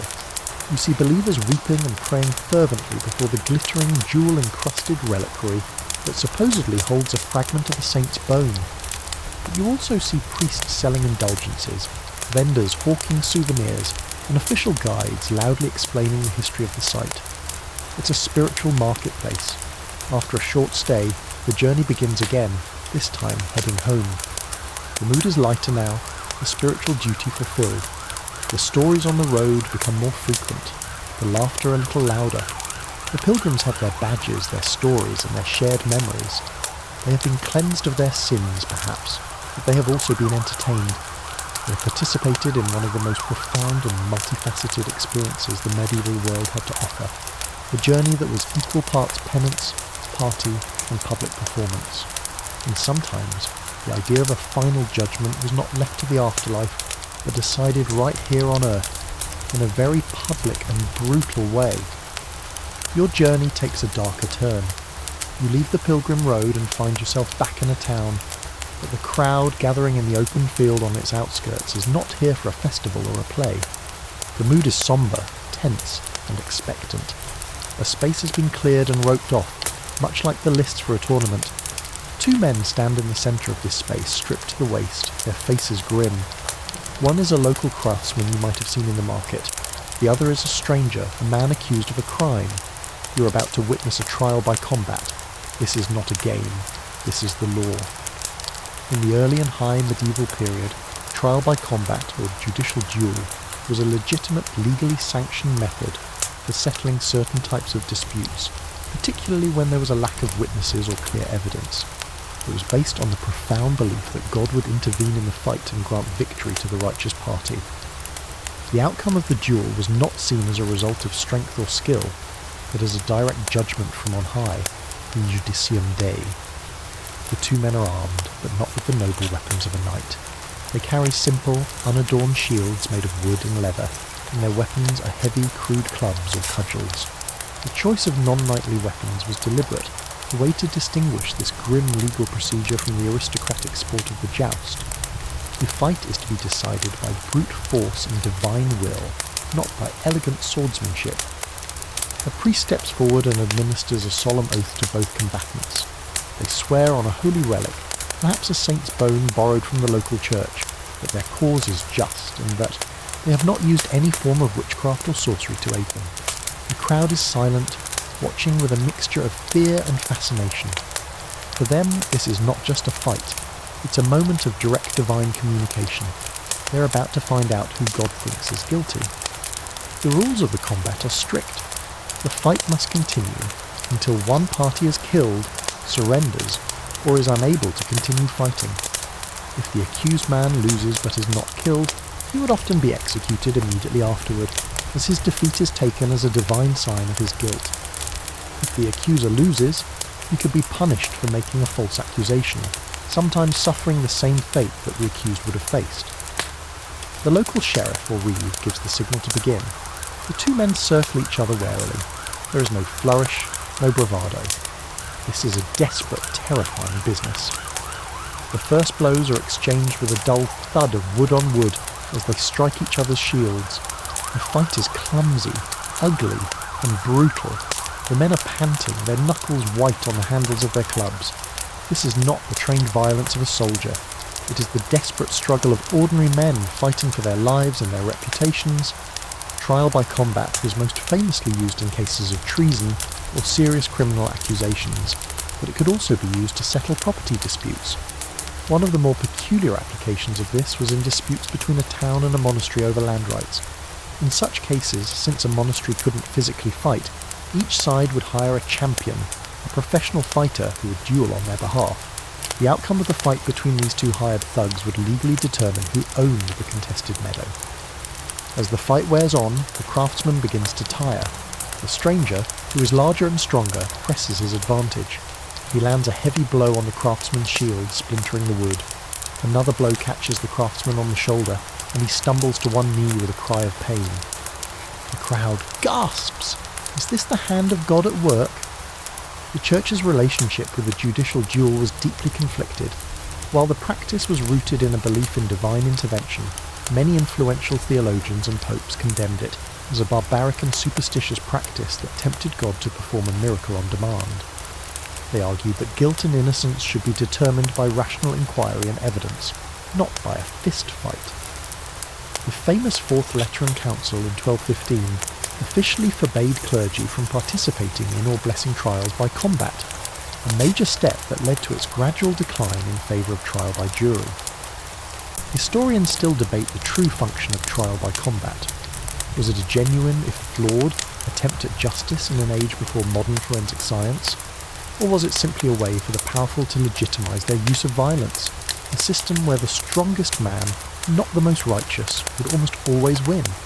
It was likely a bit of both, a system that felt just to the people of the time, even if it appears to us as a brutal and arbitrary gamble. A strange and documented fringe case of the judicial duel involved animals.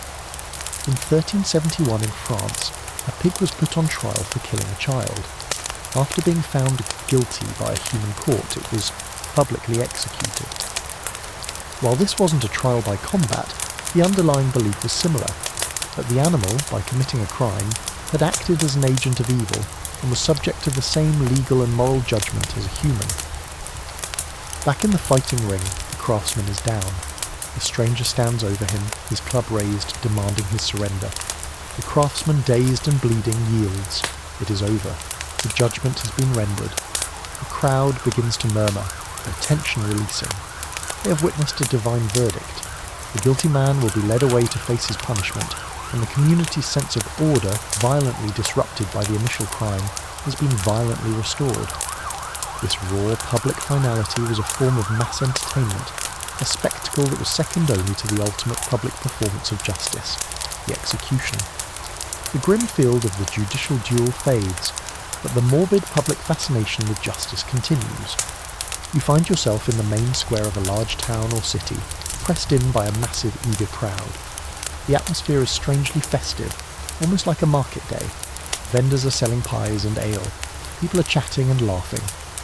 But the focal point of all this attention is a stark wooden structure that has been erected in the centre of the square, a gallows or a scaffold. Today is a public execution day. and for the medieval populace, this was a premier form of public entertainment. The event was a carefully managed piece of street theatre with a clear narrative arc. The performance often began miles away. The condemned prisoner would be paraded through the streets from the jail to the place of execution. This procession was slow and deliberate, designed to be seen by as many people as possible. The prisoner, often tied to a cart, was the unwilling star of the show. The crowd would jeer, shout insults, and sometimes throw mud or rotten vegetables. It was a ritual of public shaming, a final stripping away of the person's dignity before their life was taken. As the procession reaches the scaffold, a hush falls over the crowd. A priest climbs the steps with the condemned, offering last rites and a chance for a final confession. This was a crucial part of the drama. The condemned was expected to give a gallows speech. This was their last chance to address the world. Some would confess their crimes, warn others against a life of sin, and ask for the crowd's prayers. This was the ideal, the moment of penitence that reaffirmed the justice of their sentence and the moral order of the community. Others, however, might use this platform to protest their innocence, curse the authorities, or even tell jokes displaying a defiant bravery that could win the grudging respect of the crowd. The quality of a person's death, how they faced their end, was a matter of intense public interest and gossip. Did they die well, or did they weep and beg for mercy? The executioner himself was a paradoxical figure. He was both a vital public official and a social outcast. His job was to carry out the state's ultimate judgment, but the nature of his work, the shedding of blood, often meant he had to live on the fringes of the town and was shunned by his neighbours. A skilled executioner who could perform his task quickly and efficiently was a valuable commodity. A clumsy one who botched the job and caused prolonged suffering could incite a riot from the angry crowd. Methods of execution were varied and often tailored to the crime. Hanging was the most common method for common criminals like thieves. But for more serious crimes, the punishments were designed to be spectacularly brutal, a form of visceral communication from the state to its subjects. Traitors could be hanged, drawn, and quartered. A gruesome multi-stage process that involved partial hanging, disembowelment while still alive, beheading, and the cutting of the body into 4 pieces. The severed head and quarters would then be displayed publicly, often on the city gates, as a permanent rotting warning to others. Heretics or those convicted of witchcraft might be burned at the stake. A death that was seen as purifying and a way to destroy the evil both in body and soul. To the nobility who committed capital crimes, the privilege of beheading by sword or axe was sometimes granted, as it was considered a more honourable and less painful death than hanging. Historians still argue about the true effect of these brutal public spectacles. Did they actually deter crime by showcasing the terrifying power of the law, or did they simply brutalise the populace, desensitising them to violence and creating a morbid, unhealthy fascination with death and suffering? The evidence is ambiguous. While the authorities certainly believed in the deterrent effect, the festive atmosphere and the sheer number of repeat attendees suggest that for many it was simply a thrilling, dramatic show. A quirky and rather grim fringe belief associated with executions was the executioner's touch. It was a common superstition that the touch of a condemned man or a fragment from the gallows could have healing properties. People suffering from diseases like scrofula, a type of tuberculosis, or other ailments would sometimes pay the executioner to allow them to touch the corpse, hoping for a miraculous cure. It's a bizarre intersection of state-sanctioned violence and folk magic. The moment arrives, the condemned has finished their speech, the rope is placed around their neck, the cart is pulled away, the body drops, and the crowd lets out a collective gasp, a sound that is part horror, part relief, part thrill. The show is over, the body will be left hanging for some time as a continued warning. The crowd begins to disperse, chattering excitedly, dissecting the performance they have just witnessed. They will talk about it for days. It was a good death, or a bad one. The man was brave, or he was a coward. They have been entertained, and the social order has been violently, publicly, and unforgettably reaffirmed. The day's fun is over, and now, perhaps, it is time for a wash. Or, after the grim spectacle of the gallows, the festive atmosphere of the crowd suddenly feels ghoulish and cloying. You feel a need to wash away not just the dust of the square, but the moral grime of the day's entertainment. A bath, you decide, is not a luxury but a necessity. You leave the main square and duck into a narrower side street, following the faint but unmistakable scent of wood smoke and damp heat, and the distant sound of echoing, boisterous chatter. You are heading for the public bathhouse, or as it was commonly known in England, the stews. You know you've arrived when you see the sign, a simple wooden carving of a bathtub, or sometimes just a fresh, leafy branch hung over the door, a signal of the natural watery cleansing available within. You push open the door and are hit by a wall of warm, wet air, thick with steam. The noise from inside is a jumble of splashing water, loud conversations, and the occasional burst of laughter, all amplified by the hard stone and wood surfaces. A burly man near the door, the keeper, takes your penny admission fee with a grunt, his role seemingly half receptionist, half bouncer. You step into the main bathing hall, and any modern notion of a quiet private spa is instantly shattered. The room is a large, steamy, cavernous space filled with dozens of large wooden tubs, and they are occupied. The most striking thing is that it's a mixed affair. Men and women are bathing together, sometimes 2 or even 3 to a tub, chatting as casually as if they were at a market stall. The concept of nudity is far more relaxed and matter-of-fact than you might expect. This is the great tradition of communal bathing, a holdover from the Roman era, and it is, at its heart, a deeply social activity. This isn't just a place to get clean, it's a community centre. In one corner, 2 men sit in a tub with a wooden board balanced between them, deeply engrossed in a game of chess. A server, a young woman with her dress hitched up to her knees, wades through the shallow water on the floor, carrying a tray of ale and small meat pies to the bathers. The food, you imagine, must get aggressively steamed by the time it reaches its destination, but no one seems to mind. This is a place for leisure, for gossip, for business deals and for catching up on the local news. But the stews had a dual reputation. The very word stew would eventually become synonymous with brothel, and for good reason. While many bathhouses were respectable establishments, many others were indeed fronts for prostitution. The intimate, relaxed atmosphere could easily lend itself to less than innocent activities. The church regularly condemned the bathhouses as dens of sin and moral corruption, places that encouraged lewdness and licentiousness. Historians still argue whether the primary function of the average urban bathhouse was hygiene and socialising, or if they were, for the most part, simply tolerated red-light districts. You notice a man get out of his tub and walk over to a curtained-off alcove. Following him is another man carrying a bag of tools. This is the barber surgeon, a common figure at the bathhouse. His services went far beyond a simple shave and a haircut.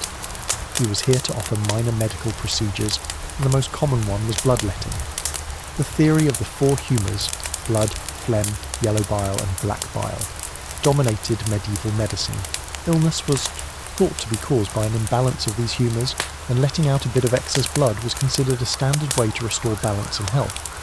From a distance, you witnessed this quirky and slightly unnerving wellness treatment. The barber surgeon might use a lancet to make a small incision, or he might practice cupping. This involved placing a heated glass cup on the person's skin. As the air inside the cup cooled, it created a vacuum that sucked the skin up into the glass, drawing blood to the surface and creating a large red circular mark. It was thought to draw out impurities. The idea of having a doctor's appointment that involved being bled in a noisy public bathhouse right next to someone enjoying a beer is a perfect example of the medieval world's very different approach to health, hygiene and privacy. Finally, a tub frees up. You slip into the hot water, it's not chlorinated or filtered, and you try not to think too hard about the communal aspect of the water itself. The soap is a harsh, greasy block made from lye and animal fat.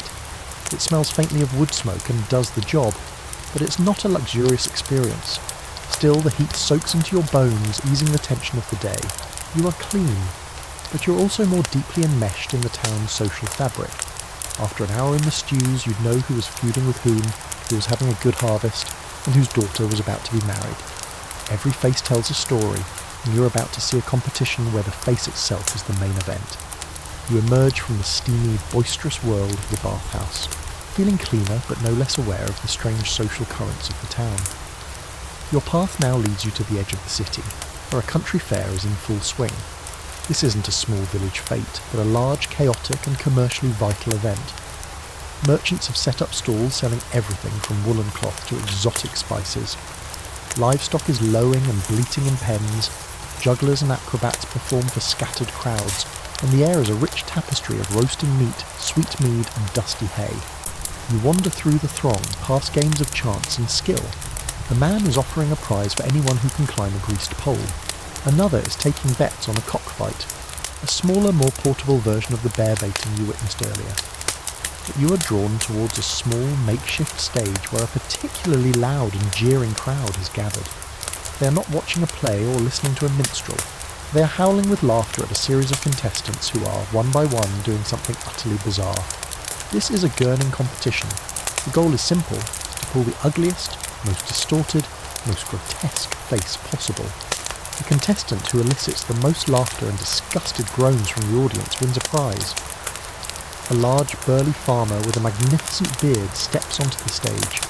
He takes a deep breath, and then his face contorts. He pulls his lower lip up over his nose, crosses his eyes until they nearly touch, and puffs out his cheeks, transforming his normally stoic, respectable face into a monstrous, comical mask. The crowd roars its approval. He holds the pose for a few seconds, his face turning red with the effort, before letting it relax back to normal. The competition is open to all, but it's a form of entertainment that belongs squarely to the common folk. There is nothing noble or refined about it. It's a celebration of the grotesque, a deliberate rejection of beauty and decorum. It's a moment where ugliness, not beauty, is rewarded. The prize is often something simple and rustic. A new smock, a side of bacon, or, most coveted of all, a horse collar decorated with bells and ribbons. This is where the competition often gets its name, gurning through a braffin. A braffin is an old word for a horse collar. In many traditional gurning contests, the contestant had to frame their distorted face within the rigid oval of a real horse collar, adding to both the challenge and the rustic absurdity of the spectacle. You can imagine the winner proudly taking his prize, a symbol of equine labour, and wearing it like a medal. You watch as another contestant, a wiry old man with very few teeth, takes his turn. His lack of teeth gives him a distinct advantage. He seems able to fold his entire face in on itself, his chin nearly touching his nose, creating a ghoulish visage that makes several people in the front row recoil in mock horror, which is, of course, the highest form of praise. This tradition is particularly associated with rural England, and incredibly it still survives today.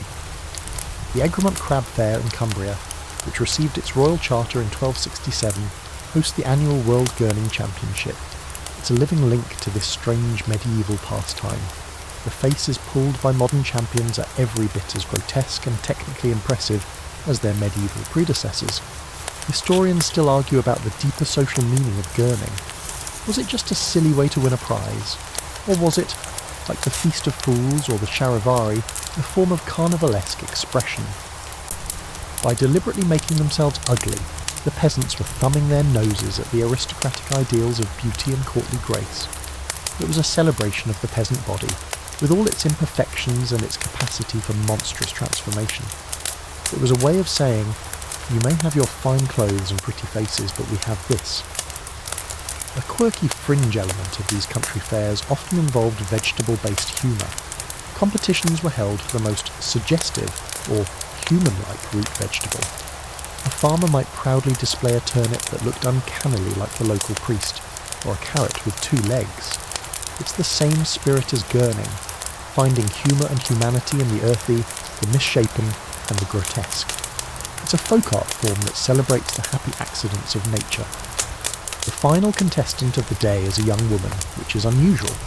She steps onto the stage, and for a moment the crowd is quiet, unsure what to expect. Then, with a look of fierce concentration, she produces a face every bit as distorted and hilarious as the men who came before her.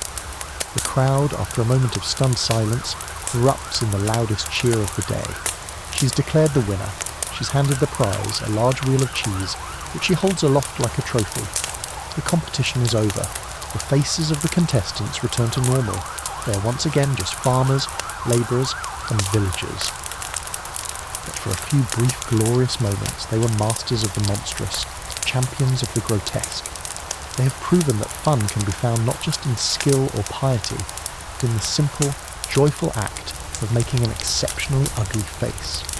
It's a competition of pure expression, a stark contrast to the silent intellectual warfare you're about to witness. You turn from the raucous, visceral laughter of the gurning competition and seek refuge in a quieter, more cerebral world.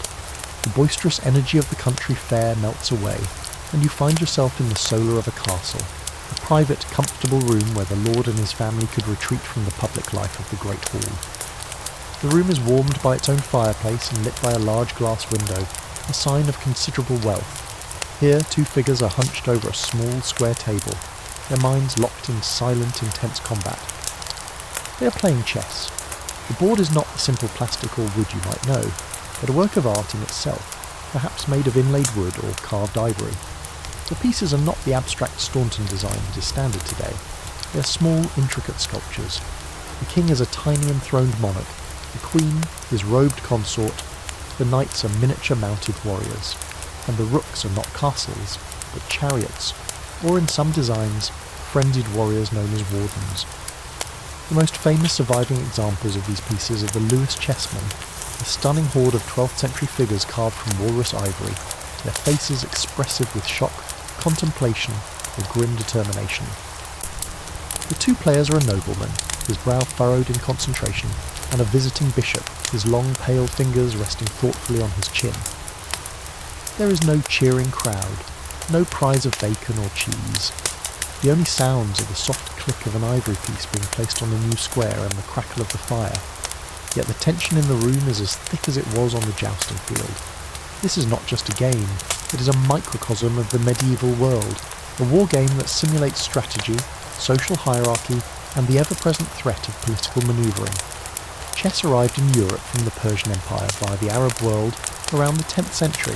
It was quickly adopted by the aristocracy and the senior clergy, the two classes with the leisure time to master its complexities. It was seen as the ultimate thinking man's game, a perfect training ground for the mind of a ruler or a general.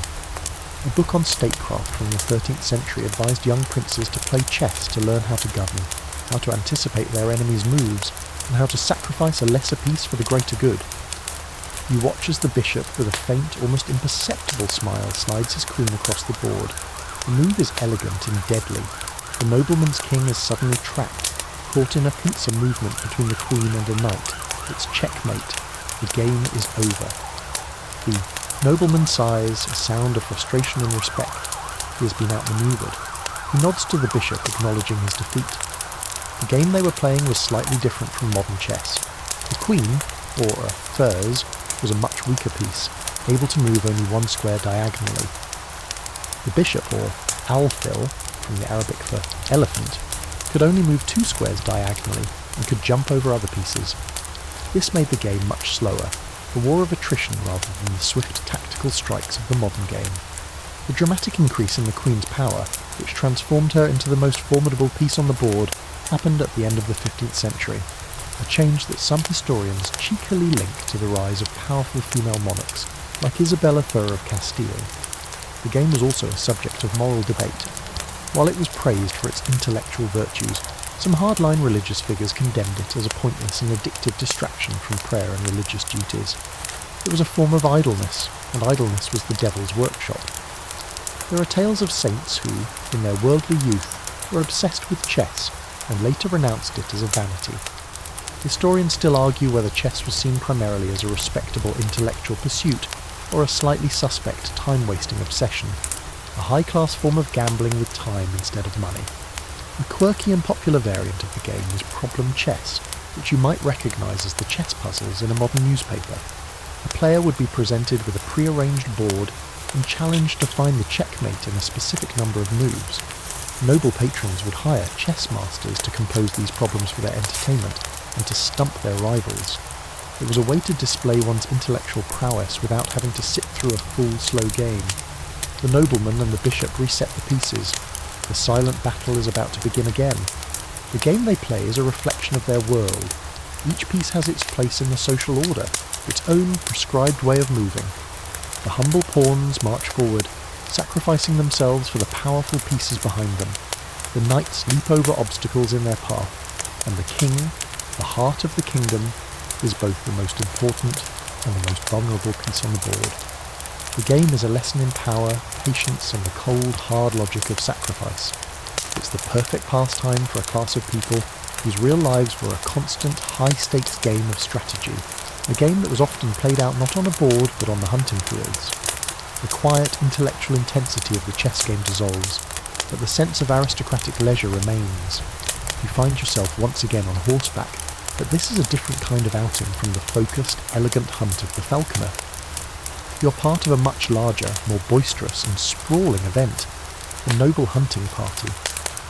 The crisp morning air is filled with the baying of hounds, the calls of hunting horns and the excited chatter of dozens of participants.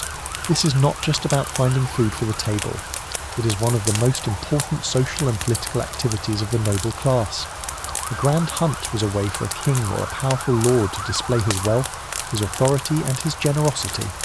He would invite his key vassals, neighbouring lords and important allies to join him. It was a combination of a summit meeting, a team-building exercise, and a massive mobile party.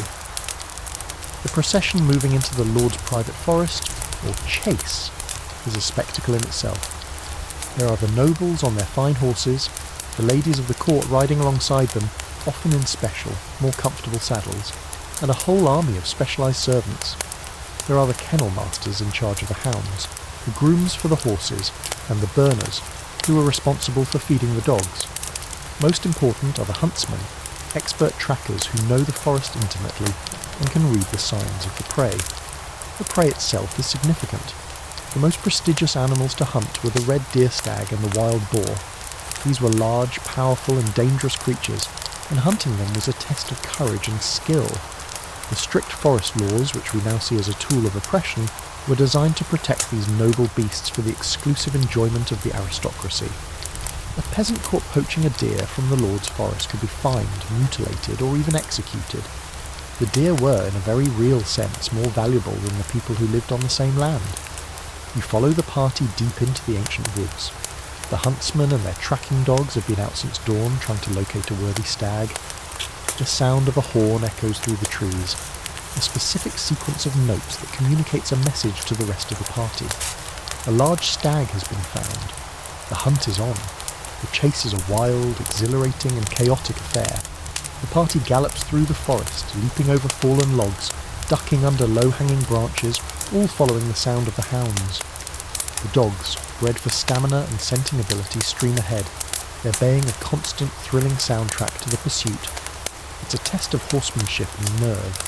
A fall could mean a broken bone or worse. After a long chase that might last for hours and cover many miles, the stag, exhausted, is finally brought to bay. It turns to face the dogs, its antlers lowered, making its last stand. This is a crucial, ritualised moment. The dogs hold the stag at bay, but it is the privilege of the highest-ranking nobleman present to deliver the killing blow. He dismounts, approaches the cornered animal, and kills it with a swift, skillful thrust of a spear or a hunting sword. The hunt is over, but the ritual is not. The unmaking of the deer is the next step. This is the careful, ceremonial butchering of the animal, performed by the chief huntsman. It's a complex procedure, with specific cuts reserved for different purposes. The best cuts of venison would go to the lord's table. Other parts would be given to the hounds as a reward. This was known as the quarry. Portions might also be distributed to the other participants in the hunt, or even to the local poor as a gesture of the lord's largesse. Nothing was wasted.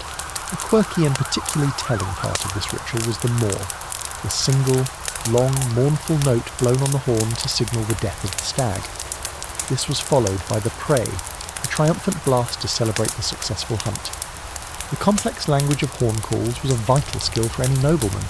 It was a secret code that separated the true sportsman from the amateur. Historians still argue about the primary function of the noble hunt. Was it essential military training, as its defenders claimed, keeping men and horses fit for cavalry warfare? Or was it, like so many other aristocratic pastimes, fundamentally about status and social bonding?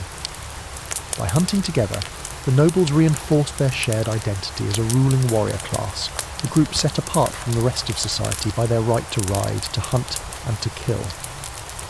As the sun sets, the hunting party returns to the castle, tired, muddy, but triumphant.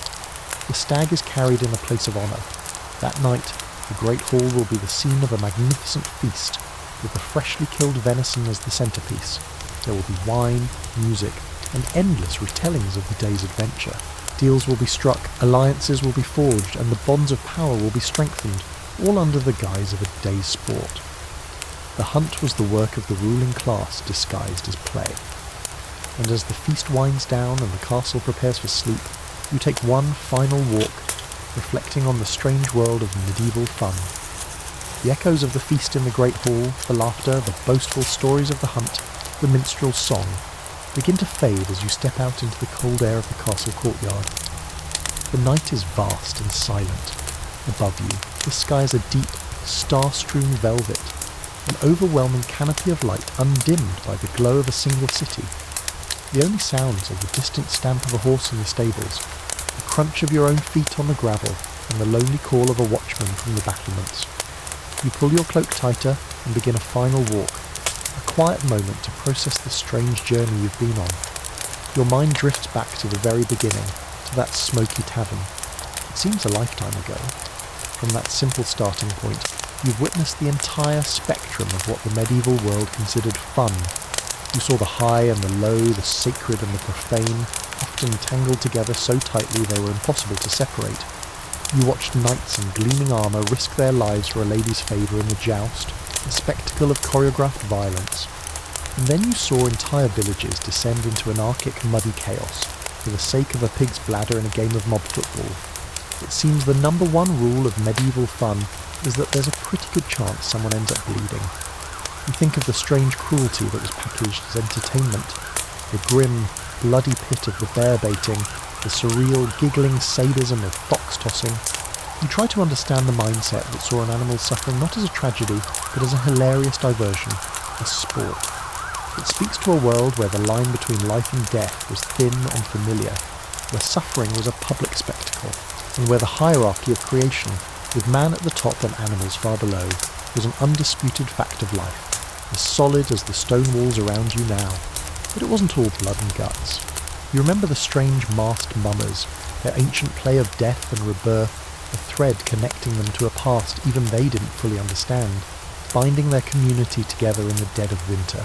You recall the grand, epic scale of the mystery plays, where an entire city's faith and pride rumbled through the streets on pageant wagons. And you remember the gurning, that glorious, unashamed celebration of the grotesque. You have to admit, winning a whole wheel of cheese just for looking like a melted gargoyle is a pretty good deal. It strikes you now, walking under the silent gaze of the stars, that almost none of this was leisure in the way you understand it. For most people in this era, there wasn't a neat division between work time and free time. Life was a relentless cycle of labour, dictated by the sun and the seasons. Fun wasn't something you did after work. It was woven into the very fabric of life's obligations. The archery at the butts was a legal requirement for national defence, but also a beloved village competition. The pilgrimage was a profound act of religious piety, but it was also the only vacation most people would ever get. The noble hunt was a display of power and a political tool, but it was also a thrilling, adrenaline-fueled party. You place a hand on the cold, rough stone of the castle wall and look out over the darkened landscape. The night itself was a source of fear for these people. The darkness wasn't just an absence of light, it was a presence, a dangerous realm filled with thieves, wild animals, and, in the popular imagination, demons and malevolent spirits. The night air, or miasma, was thought to carry disease. Your quiet, contemplative stroll would have been seen by many as a reckless, even foolish act, and that, perhaps, is the key to it all. Their lives were so often governed by forces beyond their control, by plague, by famine, by the whims of their lords, by a god whose judgment was both feared and sought. Historians still argue whether these varied, often violent pastimes were primarily a safety valve to release social tension and aggression in a controlled way, or a deliberate tool of the ruling classes to reinforce the social hierarchy and keep the populace distracted. Looking back on the Feast of Fools and the savage justice of the charivari, it feels like both were true at once. They were moments when the world was turned upside down, precisely so it could be set right again. They were playing with the very rules that governed their existence. Your walk is over. You've reached the door to the small chamber where you'll sleep. You pause one last time, the whole chaotic, vibrant and terrifying tapestry of medieval fun laid out in your memory. It was a world of profound faith and profound cruelty, of deep community and stark hierarchy, of sacred beauty and grotesque humour. Their fun was rarely just for fun. It was for status, for salvation, for survival, and for making sense of a life that was often short, hard and unforgiving. And now it is time for rest. You push open the heavy wooden door and step into the small quiet space of your room.